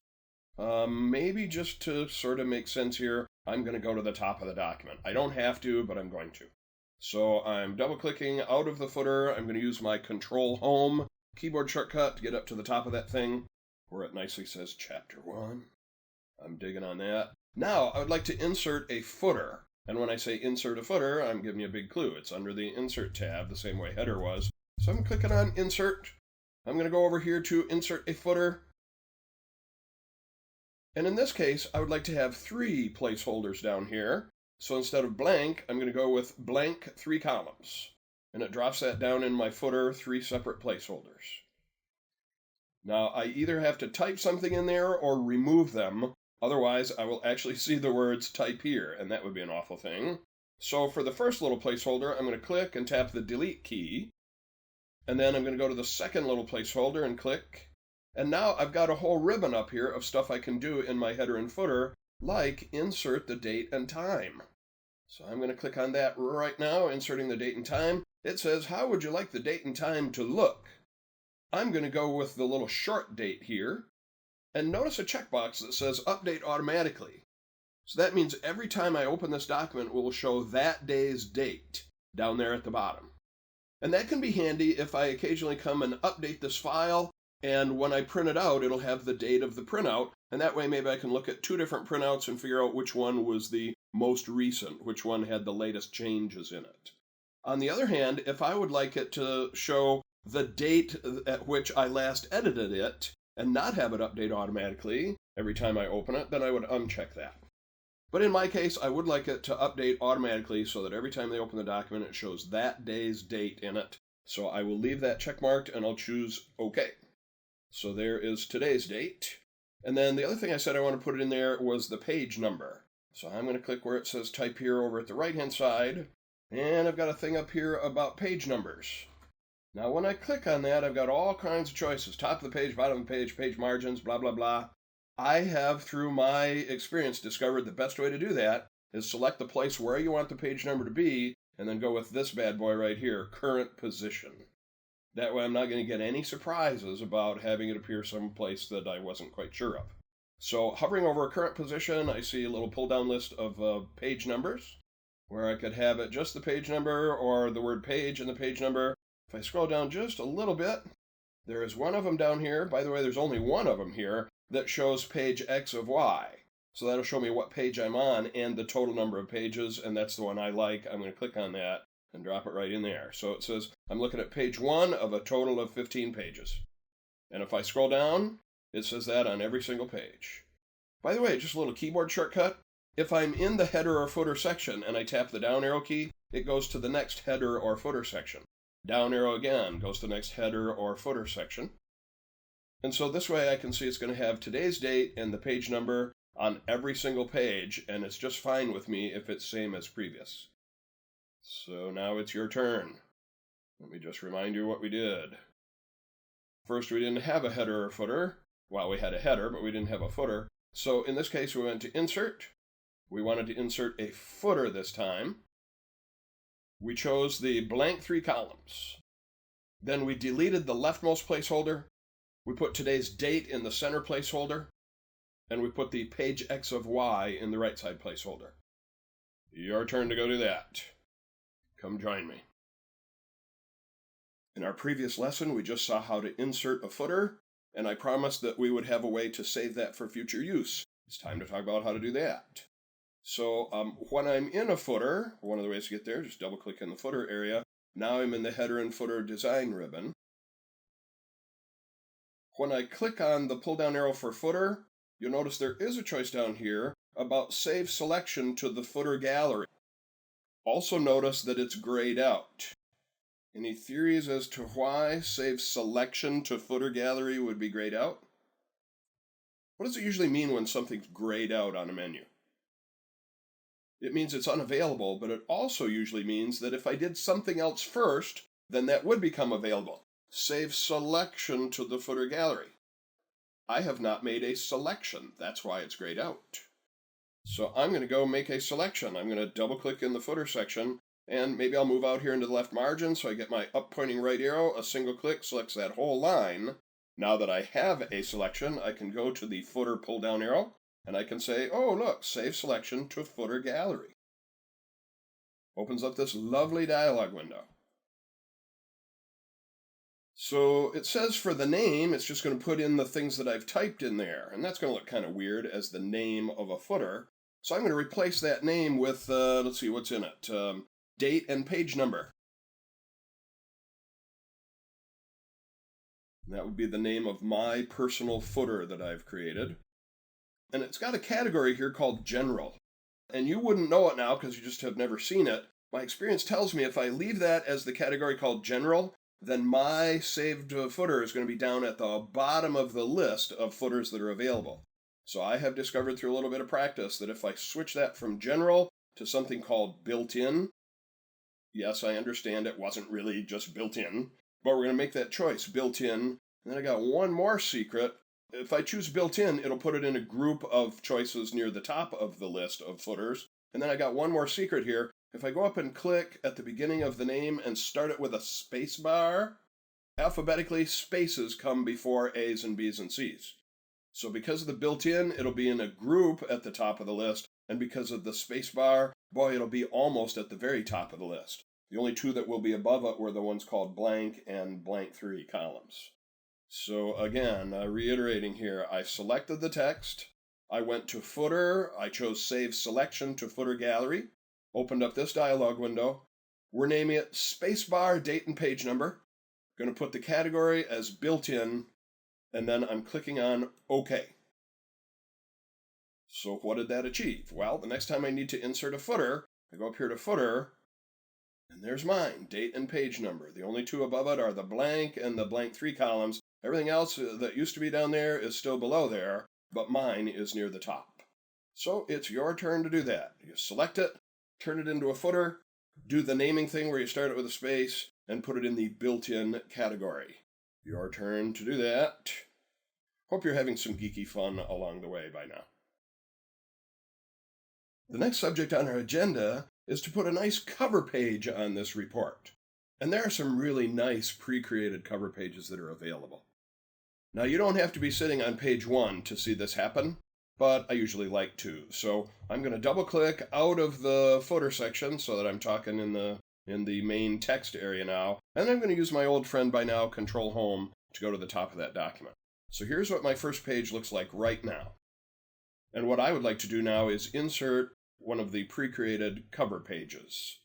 And again, insert the cover page. That means it's found under the Insert ribbon here. So I'm going to go up and click on the Insert tab. And then on the Insert ribbon, there's a choice over here about Pages. And when I click on the little pull-down arrow for that, I can see Cover Page, Blank Page, and my old friend Page Break. So this time I'm going with Cover Page. And then here are several that are available right out of the box. Now you may remember there was a header called Banded. Now there's actually a cover page called Banded.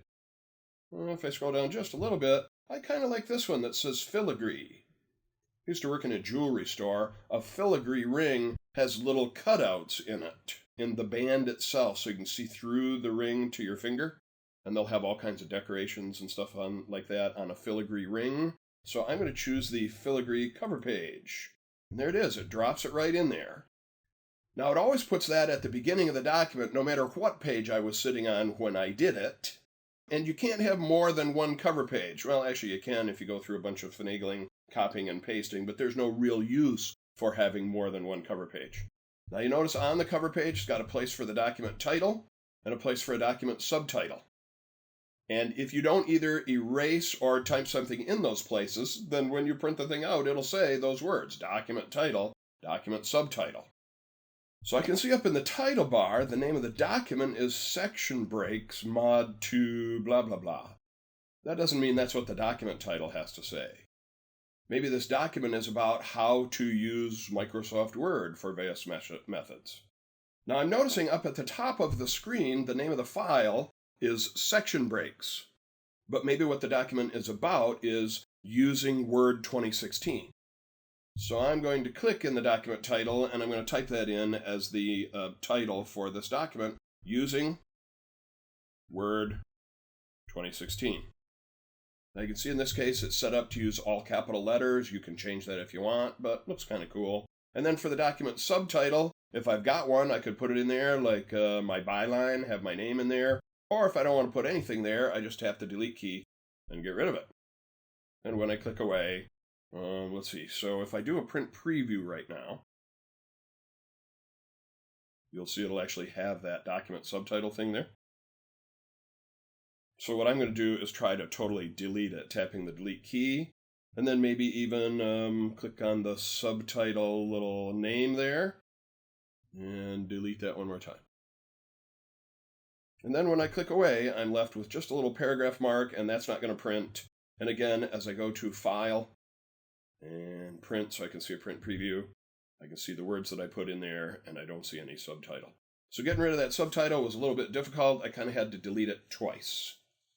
All right, so that's your job now. You're going to insert a cover page. And if you want to try a different one than filigree, definitely feel free to do that.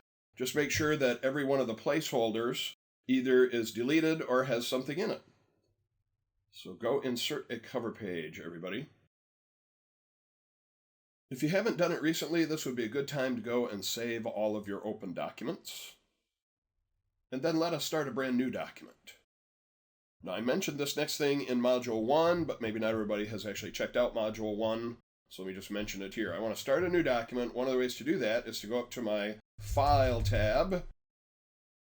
And in here in the Backstage view, I can say I would like to make a new document, and then it offers me a whole bunch of really cool ways to make new documents for certificates and calendars and just all kinds of stuff that's in there. It's taken it a second to catch up to me. And in there I can say, oh, what I really wanted was a blank document. But if I know that I want a blank document, then I can actually do that a faster way through a keyboard shortcut. The keyboard shortcut being Control and the letter N as in new. Not Control and the End key. That would take me to the end of my document. So I want Control and the letter N for a new document. And you just take a second and catch up with me, and I'm probably zoomed in a little bit more than I want to be. So Control N to make a new document. Go do that on your screen right now. All right, now I'm going to do some typing, and as I'm typing, I'm going to be making mistakes. And some of these it will catch automatically, and some of them I'll have to do a little bit of extra work to get it to catch the mistakes. But the reason it will catch some of them automatically is because of what I'm about to show you now. You don't have to do this on your screen, you're just going to watch. So I'm up here going to File, and then in the Backstage view, I'm going to click on Options right down here in the corner. And when I choose something on the left-hand side, it changes things on the right. And I want to talk about proofreading, also called proofing. So on the left side, I'm going to click on Proofing. Then I'm going to scroll down just a little bit, and I want to talk about these things right in here. So automatically, Word 2016 is set up to check your spelling as you're typing, mark grammar errors as you're typing, find frequently confused words and mark them somehow, and check the grammar and the spelling at the same time. So that's why some of the things you're going to see are going to happen right here. I'm clicking on OK. So you've just peeked behind the curtain. Don't ignore the man behind the curtain. Sometimes you need to peek behind the curtain. Okay, so you're going to see me typing some stuff, and then I'll leave it on screen, and you can repeat what I did here. First one is going to be kind of a simple one, like my car are green. And right now it doesn't seem to have caught the word R, but as soon as I hit the Enter key, sometimes that's enough to get it to trigger catching the thing that was wrong. All right, we'll talk about what to do that in just a moment. I'm going to keep typing now. Let's let this company go about, but I'm going to misspell about, A-B-U-O-T, about its business. And I want you to watch a special thing that's going to happen right here. I'm going to slightly mistype business, B-U-S-I-N-E-E-S, when it really should be E-S-S. And when I hit the period, did you see it fix it? I typed EES, it typed ESS. Again, we will talk about why that happens in just a moment. All right, I'm going to hit the Enter key. By the way, that was called autocorrect. Oh, now it finds something about the its that it doesn't like. So while you're typing, it will catch some things. Other things, it waits until you hit the Enter key or a space bar to catch problems. And some words it just fixes right away, and you might even not notice it, that it fixed it. My first job was at McDonald's. So when you worked at McDonald's, they would show you these training films on how to do things. And one of my favorites was the training film about building Big Macs, because it had some just classical subjects in it. So one of the things that they would say in this video, I'll never forget it, you're working on a Big Mac. And so you've got a toaster that has the 3-section bun for the Big Mac. So it's got the bottom, it's got the middle, and then it's got the McCrown. Yes, that's what they called it. So one of the steps in the video for making a Big Mac was put the McCrowns on the McBuns. That was my favorite phrase in the whole training video. Put the McCrowns on the McBuns. And then you send them to the front because that's the last step. So put the McCrowns on the McBuns. When I hit the Enter key, it seems to catch something about the McBuns.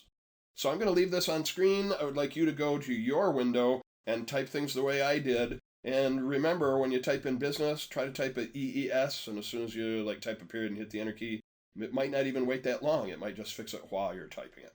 So again, I'm going to leave this on screen. You're going to catch up with me, put the video on pause, and do that stuff. All right, welcome back. By the way, I'm from the Detroit area originally, and right across the Detroit River is Windsor, Ontario. So we would do a lot of business and talk to people from Canada, and so this would be kind of the way that it would sound. Let's let this company go about their business, but they would not spell it this way. More information than you need to know about me. So let's see what we can do about these things that it has found. I'm going to go up here and point at the R green, and I'm going to right-click on it. And in the pop-up stuff that appears, I've got the little mini formatting toolbar. And then down here at the bottom, I've got stuff down here about spelling and grammar.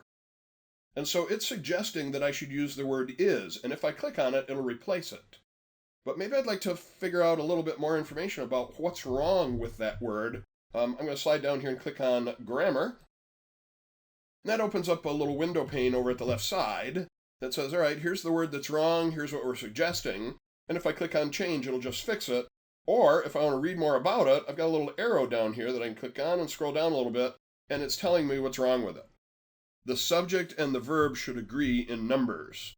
They should be singular, or they should be both singular, or they should be both plural. And then it offers me some suggestions that are not about my specific word here, but here's what we're talking about, here's some examples. All right, so in this case, I do want to replace it with is. I can just click on change right here. And it does that, and it hides that little mini panel that popped up. So you try that. You can right-click on it, and in the little pop-up that appears, you can just click on is, or if you want to read more about it, click on grammar, and then read about it, and then click on replace. All right, let's move on to the next one. So for each of these, you're putting the video on pause so that you can try it out. All right, let's talk about the next one. I'm going to do the same thing. I'm going to right-click on let's. And this time they don't seem to offer me the little extra thing about grammar, but they do tell me, oh, it should be like this with an apostrophe. By the way, if it's not really misspelled, then I'll have this thing about ignore it, or we'll see some other choices in a minute. So I'm going to click on let's with an apostrophe, and there it fixes that one. And then I'm going to right-click on about, and it offers me choices that are like that one. And we'll talk about, so where did it get these choices from? Well, I got it from something called the Spell Checker Dictionary, which is just being mentioned down here. So I'm going to click on the better spelling of about. By the way, early on building computers, they thought they would be able to teach computers how to spell relatively easily. They would give it a bunch of rules, and they'd let it get some experience, and that way it would learn. And eventually they got to that. Any of you who watched Jeopardy, where they had the big blue computer playing against humans. So eventually they kind of worked that out. But imagine initially trying to teach a computer how to spell. I want to give it some rules. Here's one that you've probably heard along the way. If you have a word with an E and an I right next to each other, which one would come first? Okay, computer, I'm going to give you this rule. I before E. There we go. But some of you in your head right now, you're saying, yes, except after C. All right, so now I got to go in and give it the rule about, okay, I before E. Oh, there's an exception here, computer, except after C. And when I talked to my father about this years ago, he said, well, the way we learned that rule went like this: I before E, except after C, except when sounding like A, as in neighbor, N-E-I-G-H-B-O-R, or way, W-E-I-G-H. So now I'm in there saying, hey, computer, I before E, oh, there's an exception to the rule, except after C, oh, there's an exception to the rule, and they, eventually kind of gave up on that for a while. And what they've done in the Office suite is give it a spell checker dictionary. Now, this is not a dictionary with definitions. They do have one of those. It's called the Thesaurus. But the dictionary is just a list of about 100,000 correctly spelled words. So that's where it got the better spelling of about, was from that spell checker dictionary. All right, next thing that I'm seeing here is it's with an apostrophe. I'm right-clicking on that. It says this one should be done without an apostrophe. The only time you should use an apostrophe is if it's short for it is. And in this case, that's not that. Let's let this company go about it is business. No, so I need it's without the apostrophe. All right, put the video on pause and you try that. All right, now we come to the McCrowns and the McBuns. So I'm right-clicking on McCrowns. It's having a little trouble figuring out what this should be. Microns, macrons, crowns, McNouns. Man, I don't even know what that word is, but it's in the spell checker dictionary. So if this is a word that I use a lot because I work at McDonald's and I write documents about McCrowns, then I do have a choice to actually add it to the dictionary, and I'm going to do that right now. By the way, it would be a really good idea if you had it spelled correctly in the first place when you add it to the dictionary. Otherwise, you got to figure out, so how do I get it out of the dictionary and then fix it? Well, while I'm just mentioning it, let's talk. Let's see. So I'm going to go up to the View tab, and I'm sliding down here to Options. And I'm going over here to the Proofing Tools. We were looking at this a moment ago with the check spelling and all that. And right here it says, hey, we've got some custom dictionaries. And so I'm going to click on Custom Dictionaries, and it shows me a couple of them. And one of them, if I zoom in on it, it's named My Roaming Custom Dictionary. And it says that's the default place where it would store these kind of words. So with that one selected, I have a choice over here at the at the right-hand side that says I would like to edit that word list. So I give that a click, and then here is my special word list. And if I misspell it here, I can delete it. Notice there's not a fix it here. So if I'm realizing, I misspelled that one in the first place and I want to remove it from that spell checker dictionary, I can select it here and then delete it, and I'm going to do that. And OK a couple of times. In fact, OK thrice.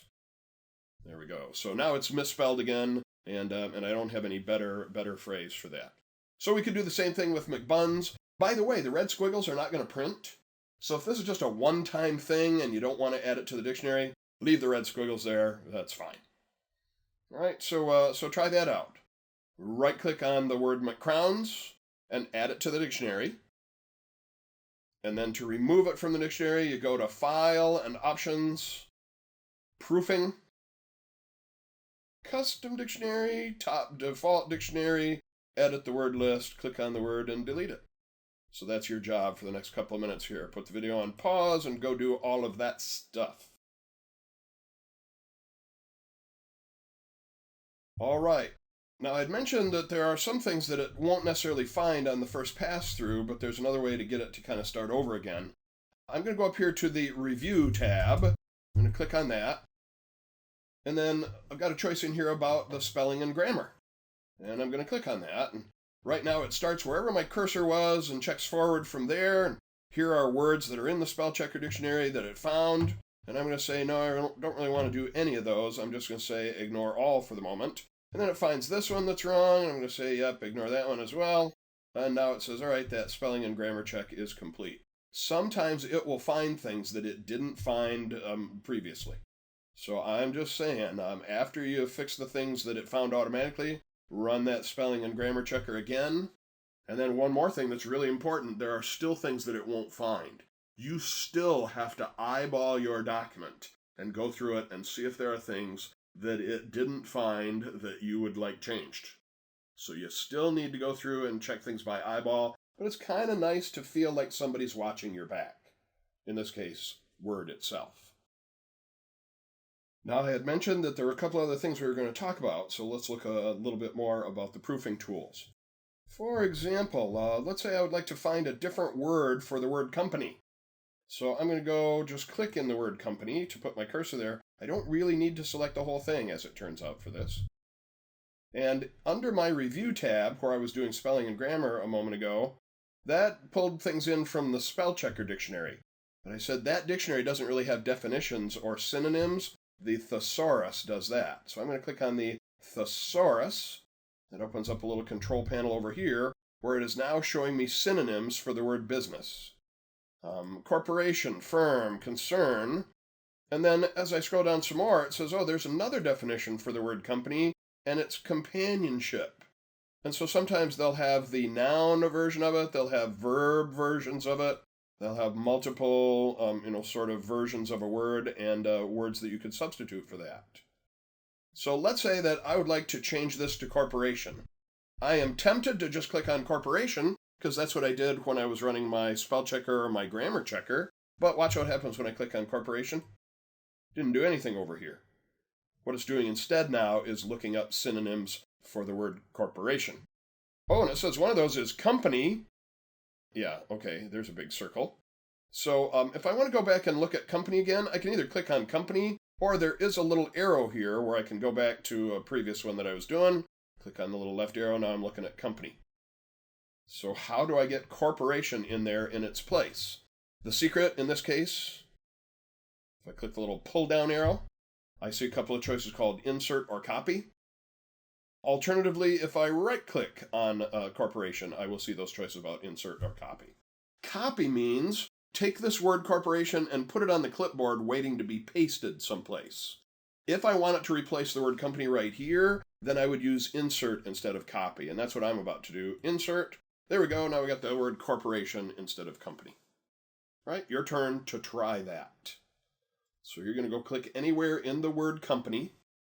You're going to go up and click on the thesaurus. That opened up this window.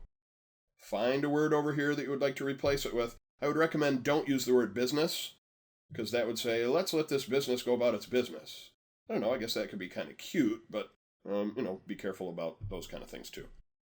Okay, so you're going to go do that. Put the video on pause and get it to replace company with corporation, please. Welcome back. I would like to introduce the new kid on the block here, Smart Lookup. It says learn more about text that you select by seeing definitions, images, and other results from various online sources. So this is a brand new one here. Let's say we don't just have a car. We have a Mercedes. I should be so lucky. And then I'd like to look up the word Mercedes using the Smart Lookup. One way to do that is to right-click in it. There's a choice about Smart Lookup. The other one is to just go right here. They're both going to do the same thing. They're going to open up a new panel over at the right side. Smart Lookup. So it's got two tabs up here. The word defined says, yeah, we don't really have another word for Mercedes. But Explore tells me about Mercedes-Benz. It's got a Wikipedia article about it. Got some pictures from Bing Images. And some more websites that I could click on to actually go to the Mercedes-Benz website and learn more about the different Mercedes that are available, the green ones and the other ones as well. So give that a try. Give yourself a Mercedes.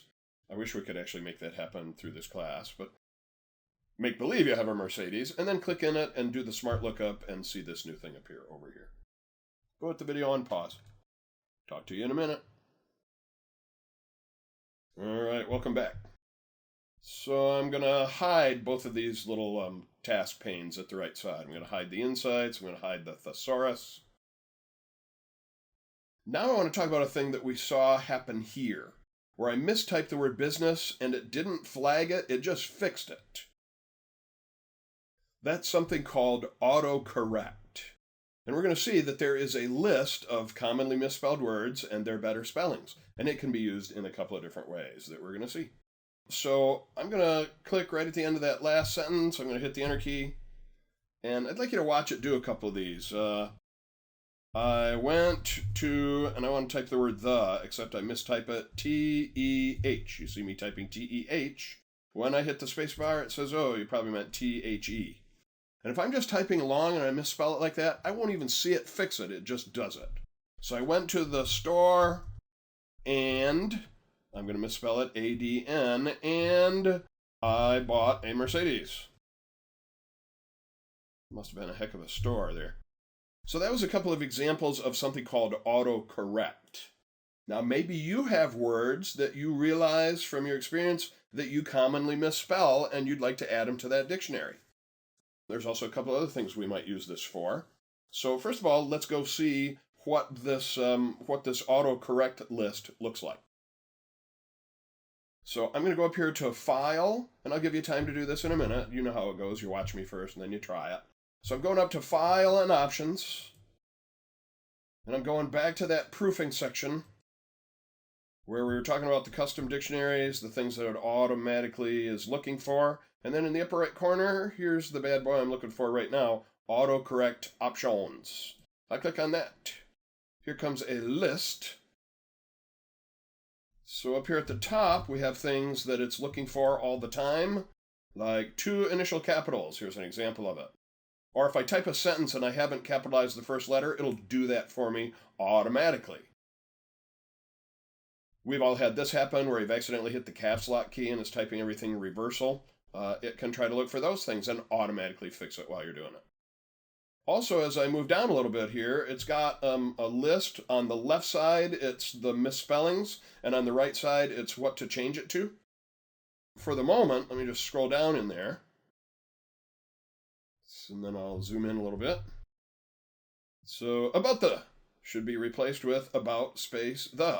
And again, these are auto-correcting features. You type it this way, it automatically types it this way.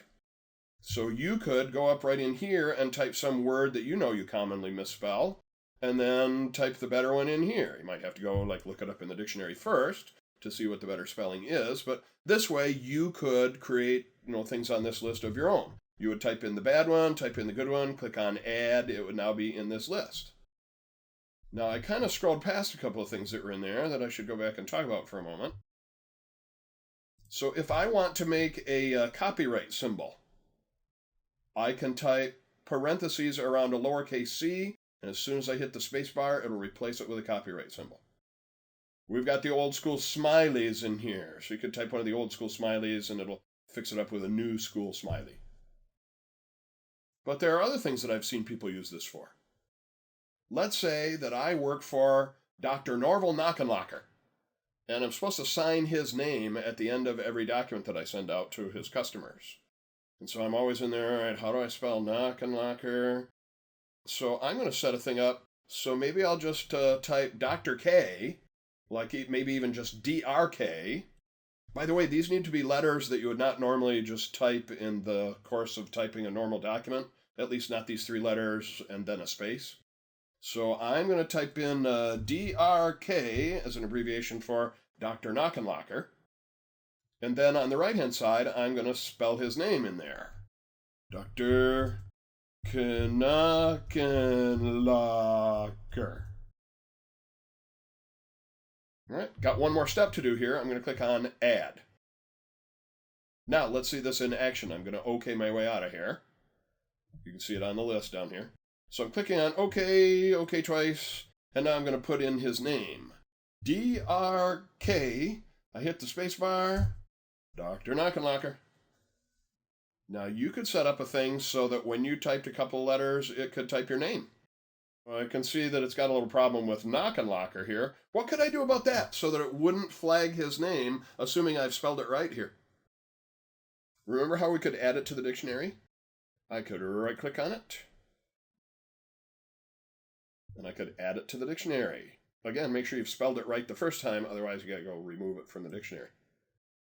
All right, so I would like you to try that. Again, the way we got there was File, Options, Proofing, Autocorrect Options. So you type something on the left, you type the better thing on the right, add it to this list, and then go check it out.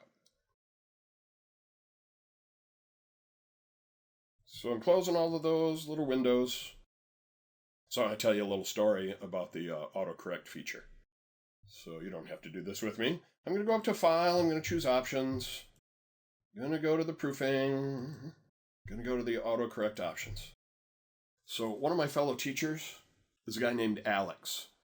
And he has a good friend who's also a teacher here named Jim. So Alex was sent to a company to teach one day, and he knew that Jim would be there the next day. So he set out to sabotage Jim. He set it up so that the next time somebody typed JIM, it would type Big Fat Hairy Idiot.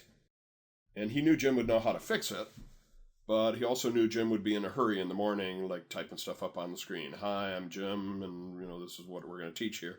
And so it said it went off just like clockwork. Hi, I'm Big Fat Hairy Idiot.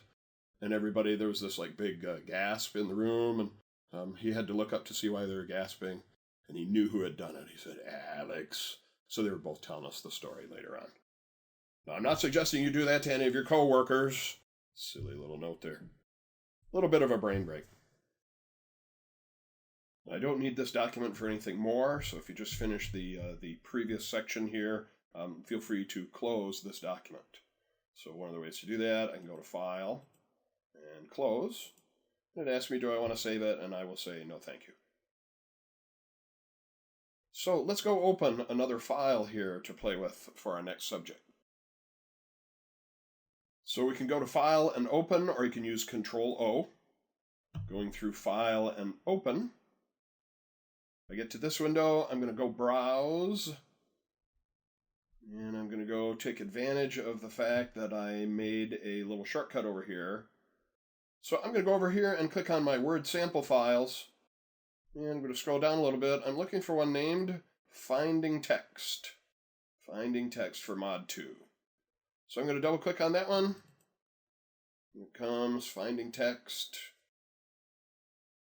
And you'll notice up here at the top it says this is open in protected view. Unless you need to edit it. If you're just going to read it, then just read it. If you need to edit it, then you'll have to click on Enable Editing. You may have seen this happen earlier in your experience here. So I'm going to click on that, and here I am now in the document named Finding Text. So pause the video, go open that document, Finding Text, please. So I would like to use the Find command up here. I'm going to go click on that. By the way, as I'm hovering over it might be tough to read, but it says a keyboard shortcut is Control-F. So either Control-F or click on the word Find opens up the left side navigation pane. Last time I was here was in another module where I was looking for the words Chapter 3 in a document. Notice in this document it doesn't find any Chapter 3. But maybe I would like to look up the word Gallery, find where the word Gallery appears. So I'm going to type that in right here, G-A-L-L. As I'm typing, it starts looking. The more I type, the more specific it gets about what it's looking for. And it automatically highlights all the occurrences, and if there's a bunch of them, then it shows me little shortcuts to them over here. So I'm scrolling up and down, hovering over this one. It says that one's on page 1. Scrolling way the heck down here, hovering over that one. It says that one's on page 4. Apparently the word gallery is in here just a whole bunch of times.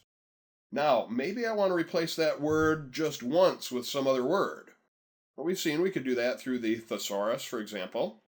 Or maybe I want to replace all occurrences of that word with something else. A classic use for this would be, we've got a bunch of documents for a company where the company name is mentioned in the document, and then the company gets sold, and now the company has a new name, and I need to go back and rework a bunch of my documents to go find the old name and replace it all with the new name.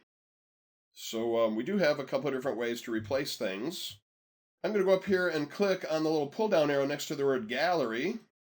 And I've got some choices in here about, for example, do I want to find graphics in my documents? Do I want to find footnotes in my documents? Well, not what I want to do right now. What I want to do is replace the word gallery with something else. So I'm going to click on Replace. And now it opens up the Find and Replace window. By the way, I could have done that by clicking on Replace up here to start with. So now it says Gallery, and then down here I'm going to tell it what word to replace it with. And then I can either replace it once and then find the next one and decide about replacing that, or I can replace all of them. Also, as I look down here under the more, I've got some other choices down here about, do I worry about uppercase, lowercase? Do I want it to only find places where a gallery is the whole word, or do I want it to find other words that are like it, like galleries? That would be all word forms. If I don't look for whole words only, then it will find words inside each other. This makes me think of a old joke that Stephen Colbert was telling on his show one night. He was reading an article that said a famous political figure had been but-buttonated. And he said this was an example of find and replace gone wild. The person, it said, had been but-buttonated. And so I'm thinking, so what would that be about a spell checker? Maybe he was assassinated. And they'd run a spell checker looking for one of those words and putting in the other one, and suddenly he was but-buttonated. And Stephen's answer to that was that probably happened with a but-alt rifle. Anyway, moving on. So I can get real specific about how I want it to find certain words, and do I care about the uppercase, lowercase, and that kind of stuff. And maybe I want to replace the word gallery with showplace. Now, that's not really appropriate for the word gallery here, because they're talking about these kind of galleries up there, the Styles galleries and so forth. That's the official name of those. But I'm going to say, in my case, yeah, I want to replace the word gallery with the word showplace. So I'm going to click on replace. And somewhere in the background here, it replaced the word gallery with showplace, and now it has found the next one. Then I'm going to say, okay, replace that one. And now that one says showplace, and now it's finding the next one. And if I just don't like that word at all, or it's that one case where the new company has bought out the old company and I need to replace them all, then I've got a button for that, replace all. And it said it found 71 replacements. The word gallery is obviously mentioned a lot in this document. I'm going to choose OK. And then I would like you to try that thing you have just seen me do. I'm going to close this window. So again, the way I started that was I went to the find command. That opened up the navigation place over here. Navigation pane. I said, look for the word gallery. It's having some trouble finding the word gallery. I can see galleries down here, so I might need to go in there and say, hey, find all versions of the word, but right now all of the words gallery have been replaced with that other word. But that's how we got started at it. Once it found places with the word gallery, we clicked on this little pull-down arrow, said I want to replace. We told it to replace gallery with showplace. You can click on replace. It'll do them one at a time. You might need to grab the title bar to move it out of the way, and then maybe try replace all, and it'll tell you how many it found. So your turn to use the find and replace feature of Microsoft Word, please. As we've been working along, we've got several documents open right now, if you've been playing along with me. Why don't we take a moment and close all the documents we have open. As we close them, it'll ask us if we want to save them. That'll be up to you, but we probably have saved them recently, so it probably won't ask. So I'm going to go up here and click on my close button up in the upper corner. This one says, do I want to save the changes to finding text? I'm going to say, yeah, go ahead and save that with the replacements.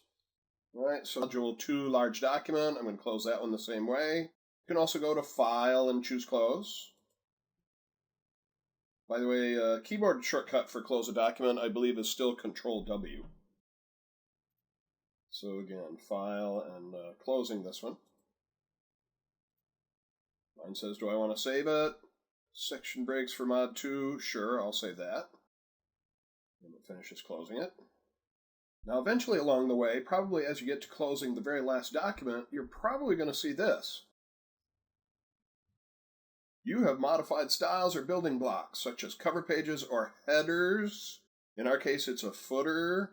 And if I want that footer to truly be available from now on in other documents, I need to say, yeah, save that modified building block that I made for a footer. So I'm going to click on that. You are probably going to see that along the way here if you were playing along with me when we made that footer. All right, let us go restart Microsoft Word then. It should offer me those templates right away. And I'd like to try one of these. I'd like to try the personal letterhead. Now, yours might not be just right up here in the top row. You may have to scroll down and look for it a little bit. I wish the list was alphabetized, but I'm afraid I can't say that. So you're going to scroll down and try to find one called Personal Letterhead. It should kind of look like this. And when you find it, go ahead and click on it. It'll show you a little preview of it, and then you're going to click Create. And it may take it a moment, but it should pop it up fairly quickly.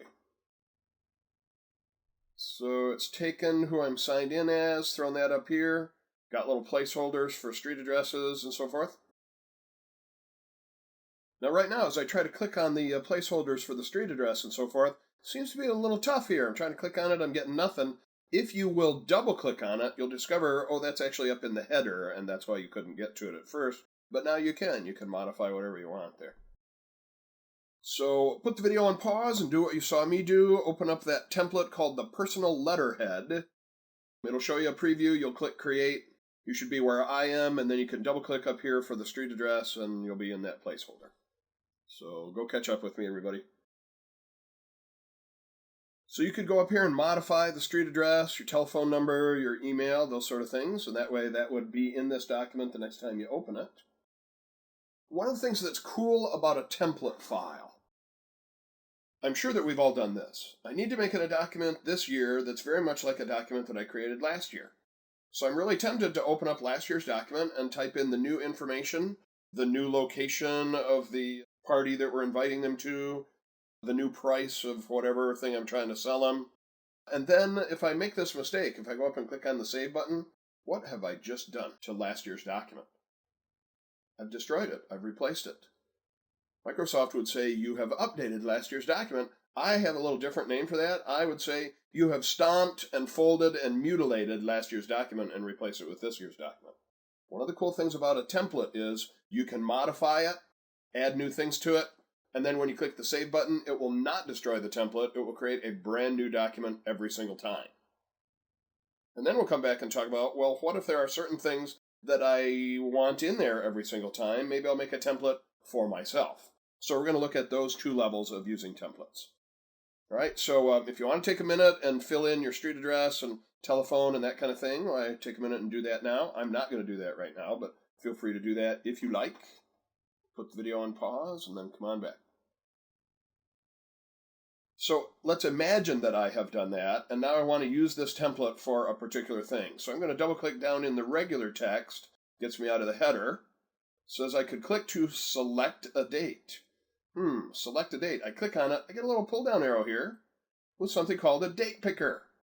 So it has today's date in there. I could click on today and put that in there. Maybe I want to send the letter next week, so I could put, next week's date in there. So far, I'll just click on today. I click away. There it is. Has today's date in there. It says, Dear Recipient. All right, so I'm writing this letter to a particular person. And I'm going to zoom in on it a bit. So, Dear Dizzy Gillespie. And then it's got a bunch of text down here that I probably don't want in there, but it's just little placeholders for how the thing would look. And so now I'm going to fill in the information that I need Mr. Gillespie to know. So I am dragging across the things that I'm going to change. And maybe this is going to be sort of a standard form rejection letter. So we have reviewed your application to our trade show. Arcade show. I'm going to right click on that and use my spell checker dictionary. Trade show.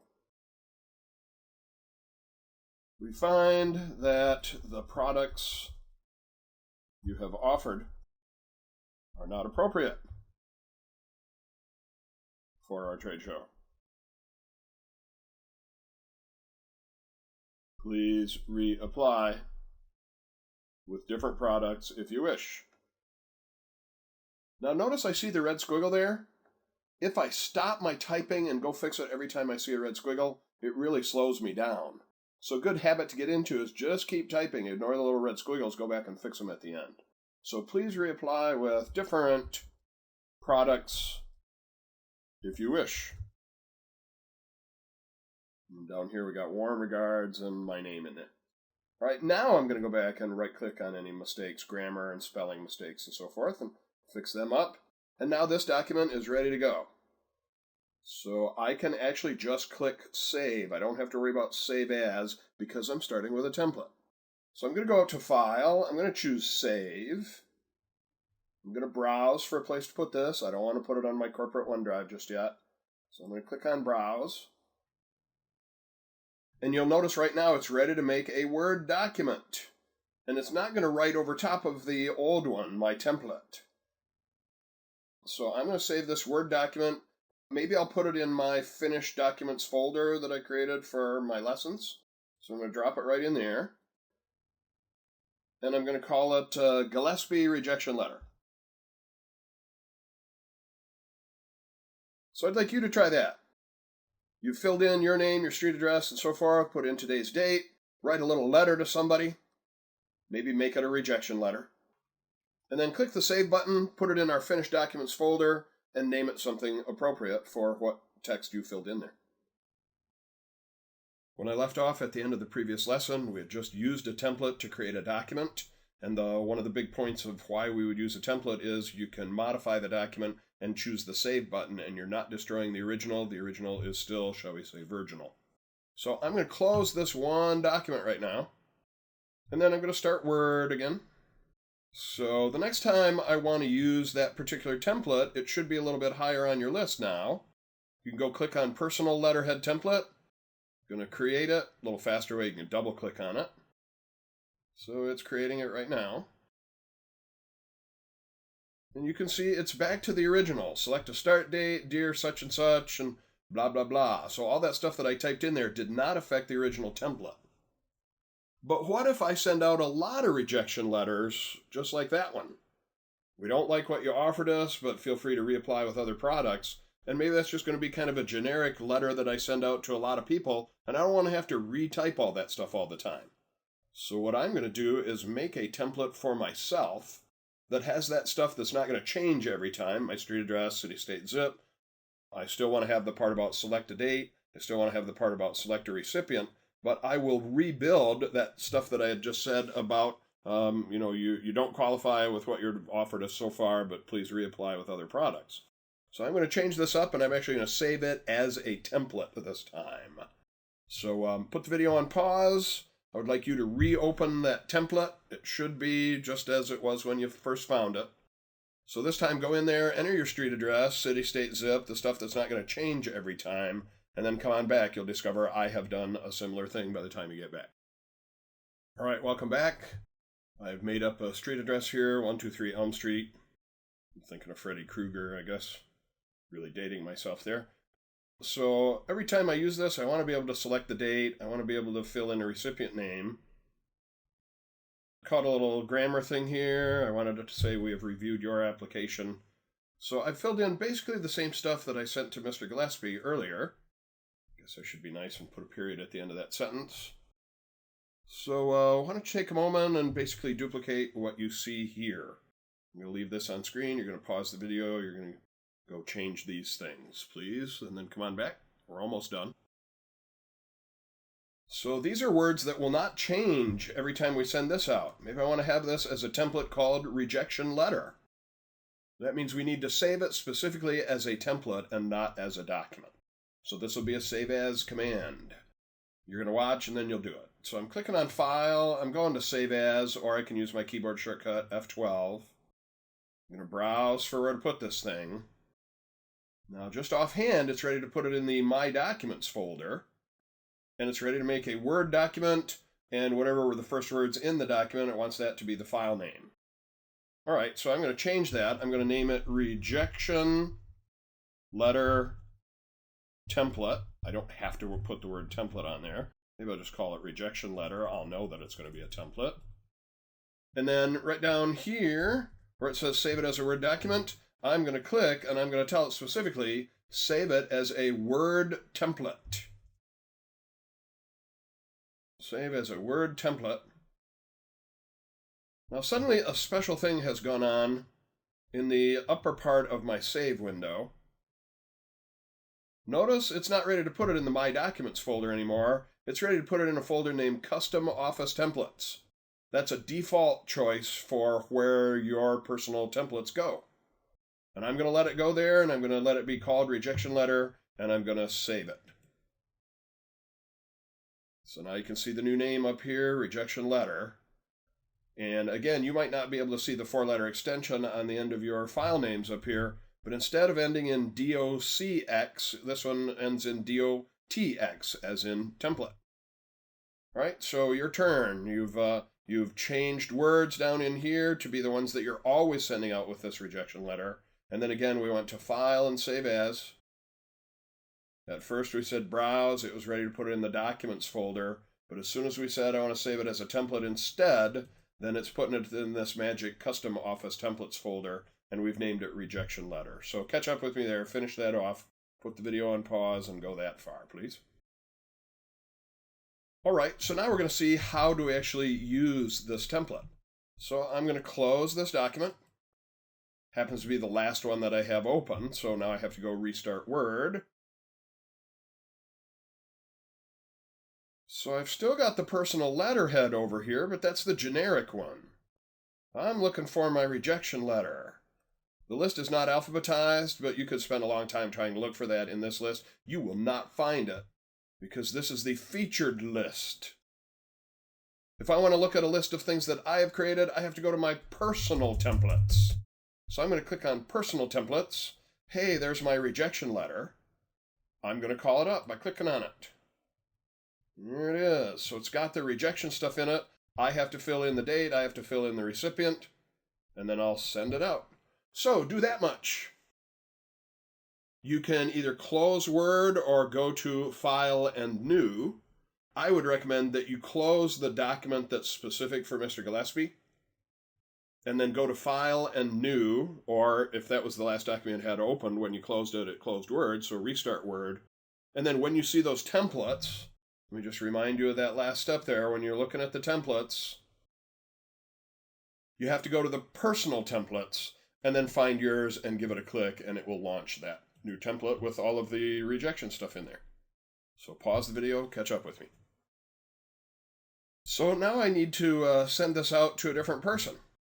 So I saved it as a template. Now I've opened it from my personal templates.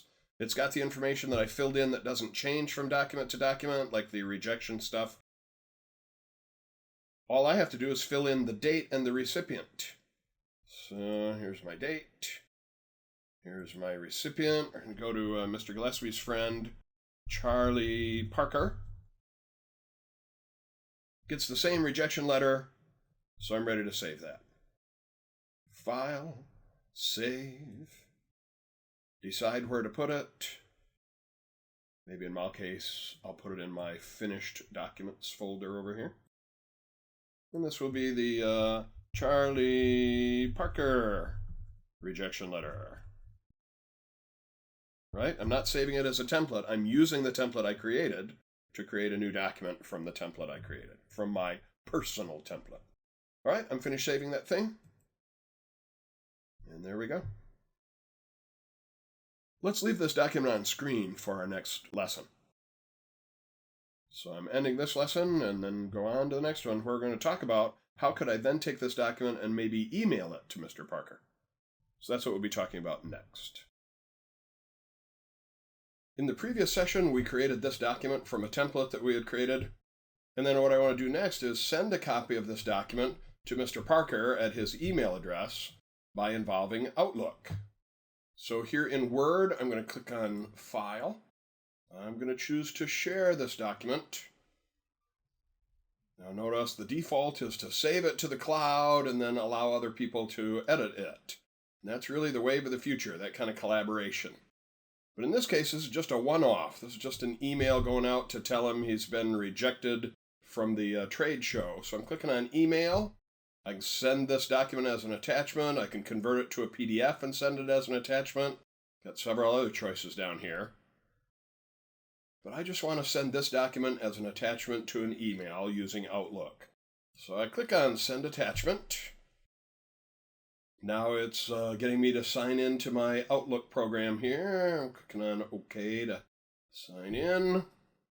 Outlook should be appearing momentarily. Here it is. Now I have to address it to Mr. Parker.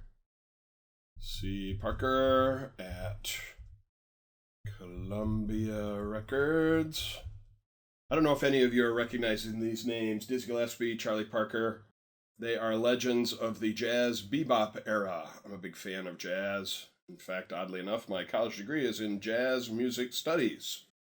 I've just always studied computers along the way as well. My minor is in computer studies, but trombone players usually don't have Blue Cross and things like that, so it's been good to have some other talents. But that's how I'm familiar with the names Dizzy Gillespie and Charlie Parker and those kind of things.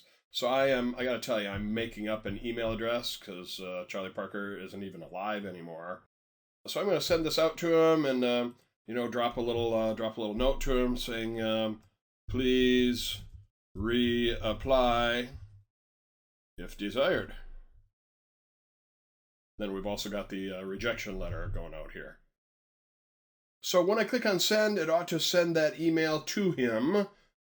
Here I've got, a couple little things that are hampering it. The fact that this email address doesn't actually exist. But in your business, in real life, when you clicked on send, it would actually send that thing out. So let's assume that that would happen. If you would like to try that, send out something to Charlie Parker, you'll probably run into the same kind of things that I'm running into, that he doesn't exist. If you would like to try to send it to, I don't know, maybe yourself, then you should have better luck at that. So if you want to try that, feel free to just send it to yourself here, just so you can see it actually happen. So that's the end of our section about taking a document that you've created, attaching it to an email, and sending it out. So I'm going to close these windows. Once you have sent that out, you can go ahead and close Outlook if it happens to open for you, and you'll wind up back in your document. Thanks, everybody. So that's the idea of sending out by email. In our previous session, we were talking about sending this document out by email. Let's do as we have done with several of our other sessions. Let's close all the Word documents that we have open, and we're going to switch gears, and we're going to talk about sending something by snail mail, post office mail. So I'm going to close this document, and then I'm going to go open one here. I'm going to switch from my finished Word documents to my Word sample files documents, and I would like to reopen one that we were using earlier in this session. Its name was Section Breaks, and it's got several pages to it. That's why I'd like to reopen that one. So I'm scrolling down through the alphabetized list here and finding Section Breaks that we've used in Module 2.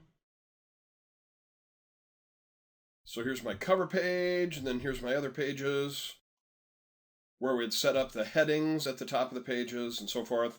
I'm looking down here in the bottom left corner. It says this is a 16-page document. So I'm going to print this thing out. And then eventually we're going to talk about putting it in a snail mail, printing out envelopes and that kind of thing. So first of all, let's talk about printing the document itself, getting it on paper, and then we'll decide what to do with the paper in the next session. So to print this thing, I'm going to go up to the File menu, and as you can imagine, I'm going to click on Print. And so I really like the fact that they give me a print preview right away.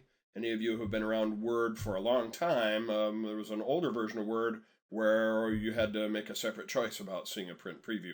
Here, as soon as you go to print, you see the preview right away. So there's a couple of things going on in the lower left section over here. What is it I want to print? Do I want to print all the pages? Well, that's what it is by default.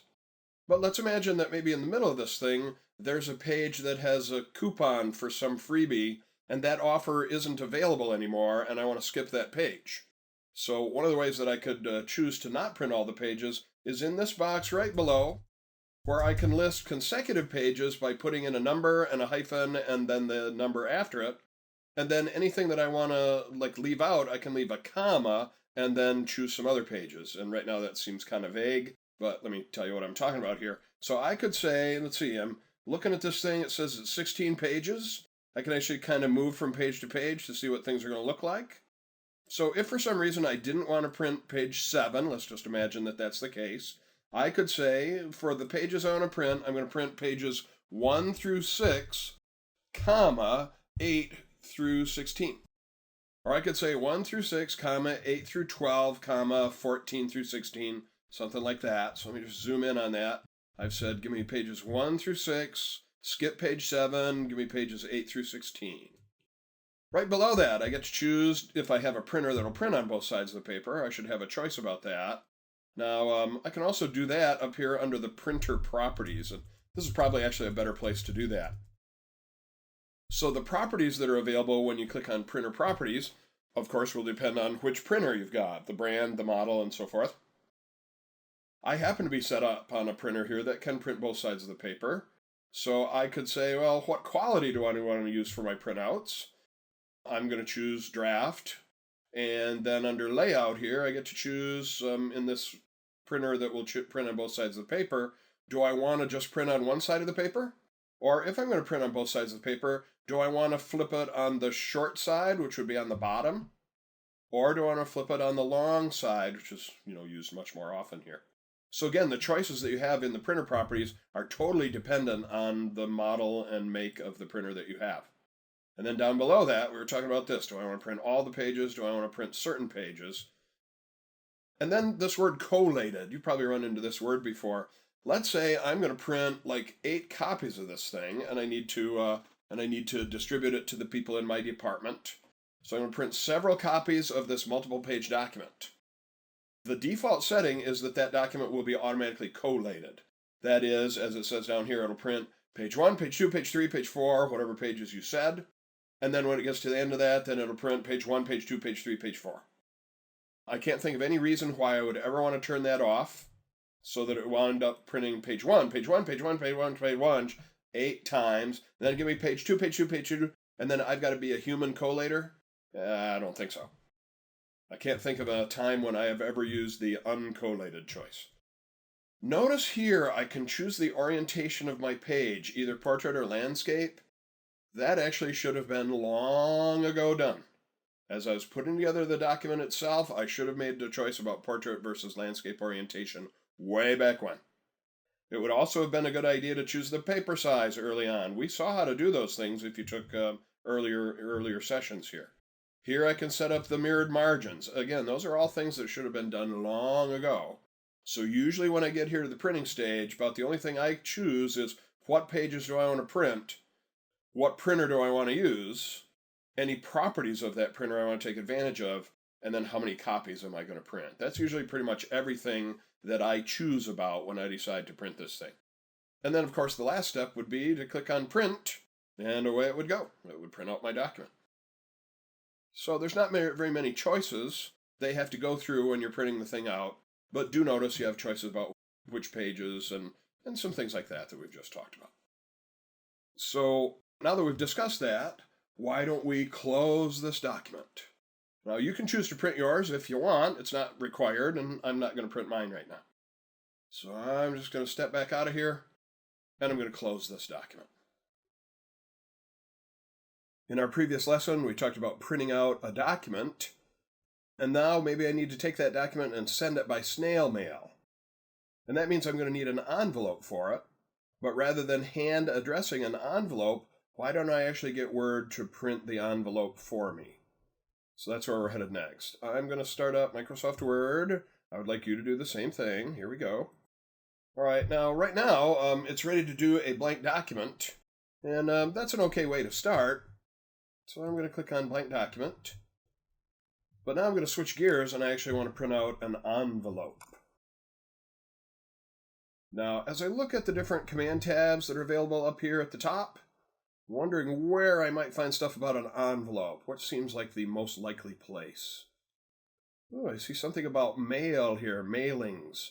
That's actually the place I need to go. So that's where I'm clicking on right now, mailings. And then over here at the side, I see some choices about printing out envelopes or labels.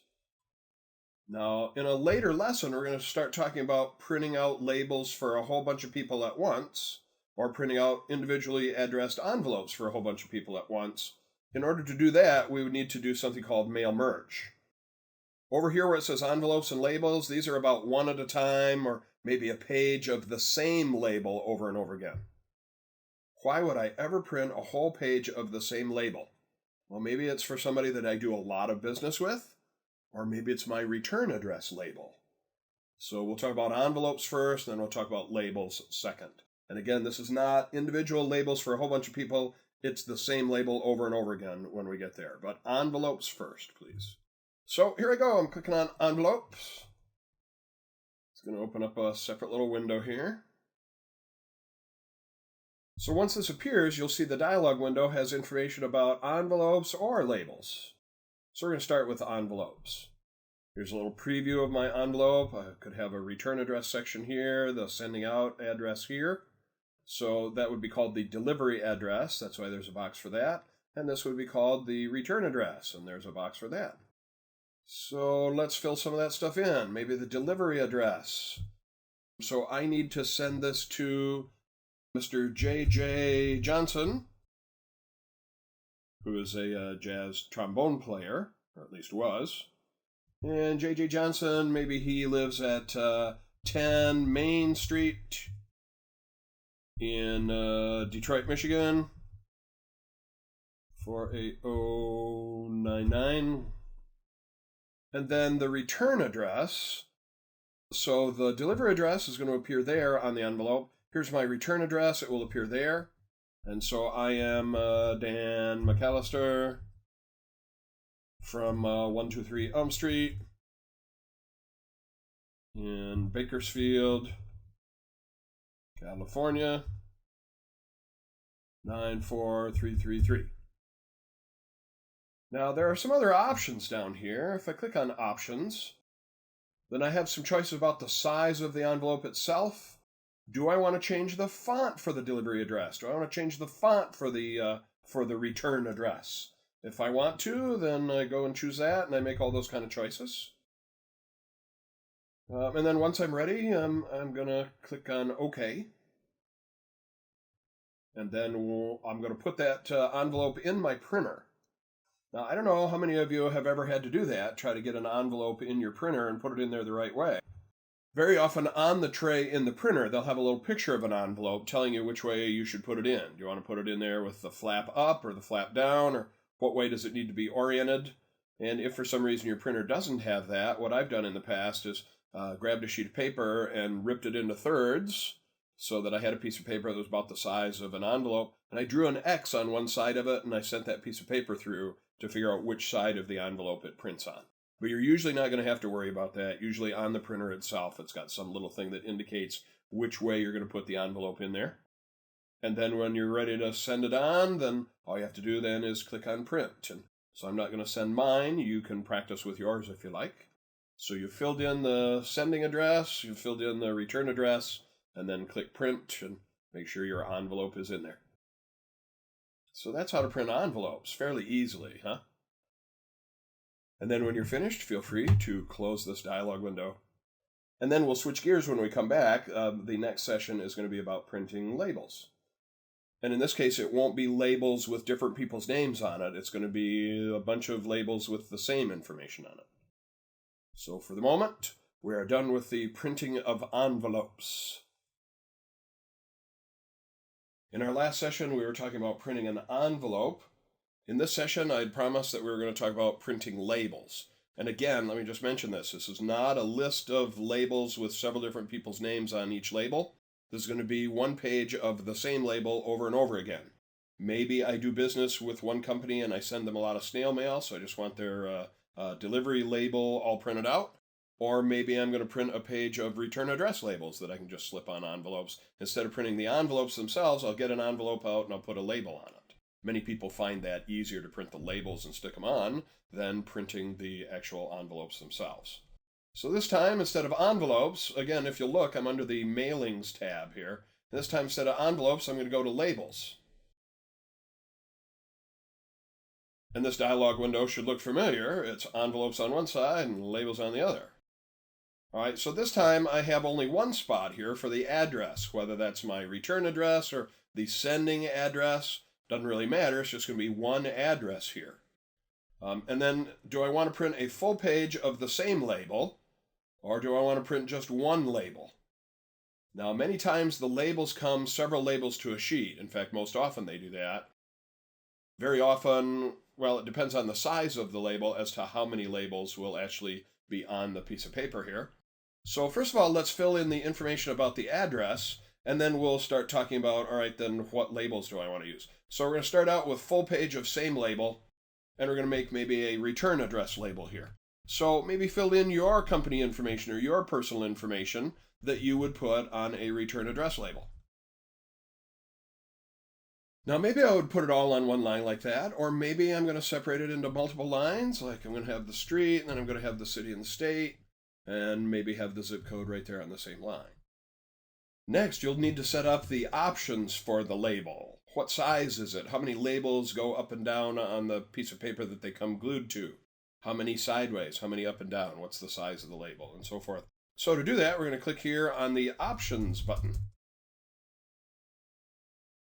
So up here at the top, boy, they've got an old school thing here, continuous feed printers. Those are the ones that had the fanfold paper with the little holes on the sides of the paper. Man, it's been a long time since I saw one of those. And then the other choice, the default choice, is page printers, where you're going to slip in a page with envelopes glued to it. So I'm going to go with that. And then we have label vendors down here. Now, early on, Microsoft really only supported a few of them, and maybe you guys know which one is the one that's been around kind of forever. I'll call it the McDonald's of labels. I'm going to click on the pull-down list here, and so I want to choose what brand I'm going to use. And if I scroll down just a little bit, I'm going to see this company right here, Avery. So Avery has been around forever. They are, again, I called them the McDonald's of labels here. And recently I was in an Office Max and I was walking through their labels section, and Office Max has their own brand of labels. And I found it kind of funny that on the front of the Office Max labels, it said, emulates Avery A5, A4, something like that. And I had to laugh at that. It's like if I'm selling beer and I say, my beer tastes just like Budweiser, buy my beer. So I got a little kick out of that, but I'm going to go with a Avery size, and US letter is just the size of the paper that it comes on.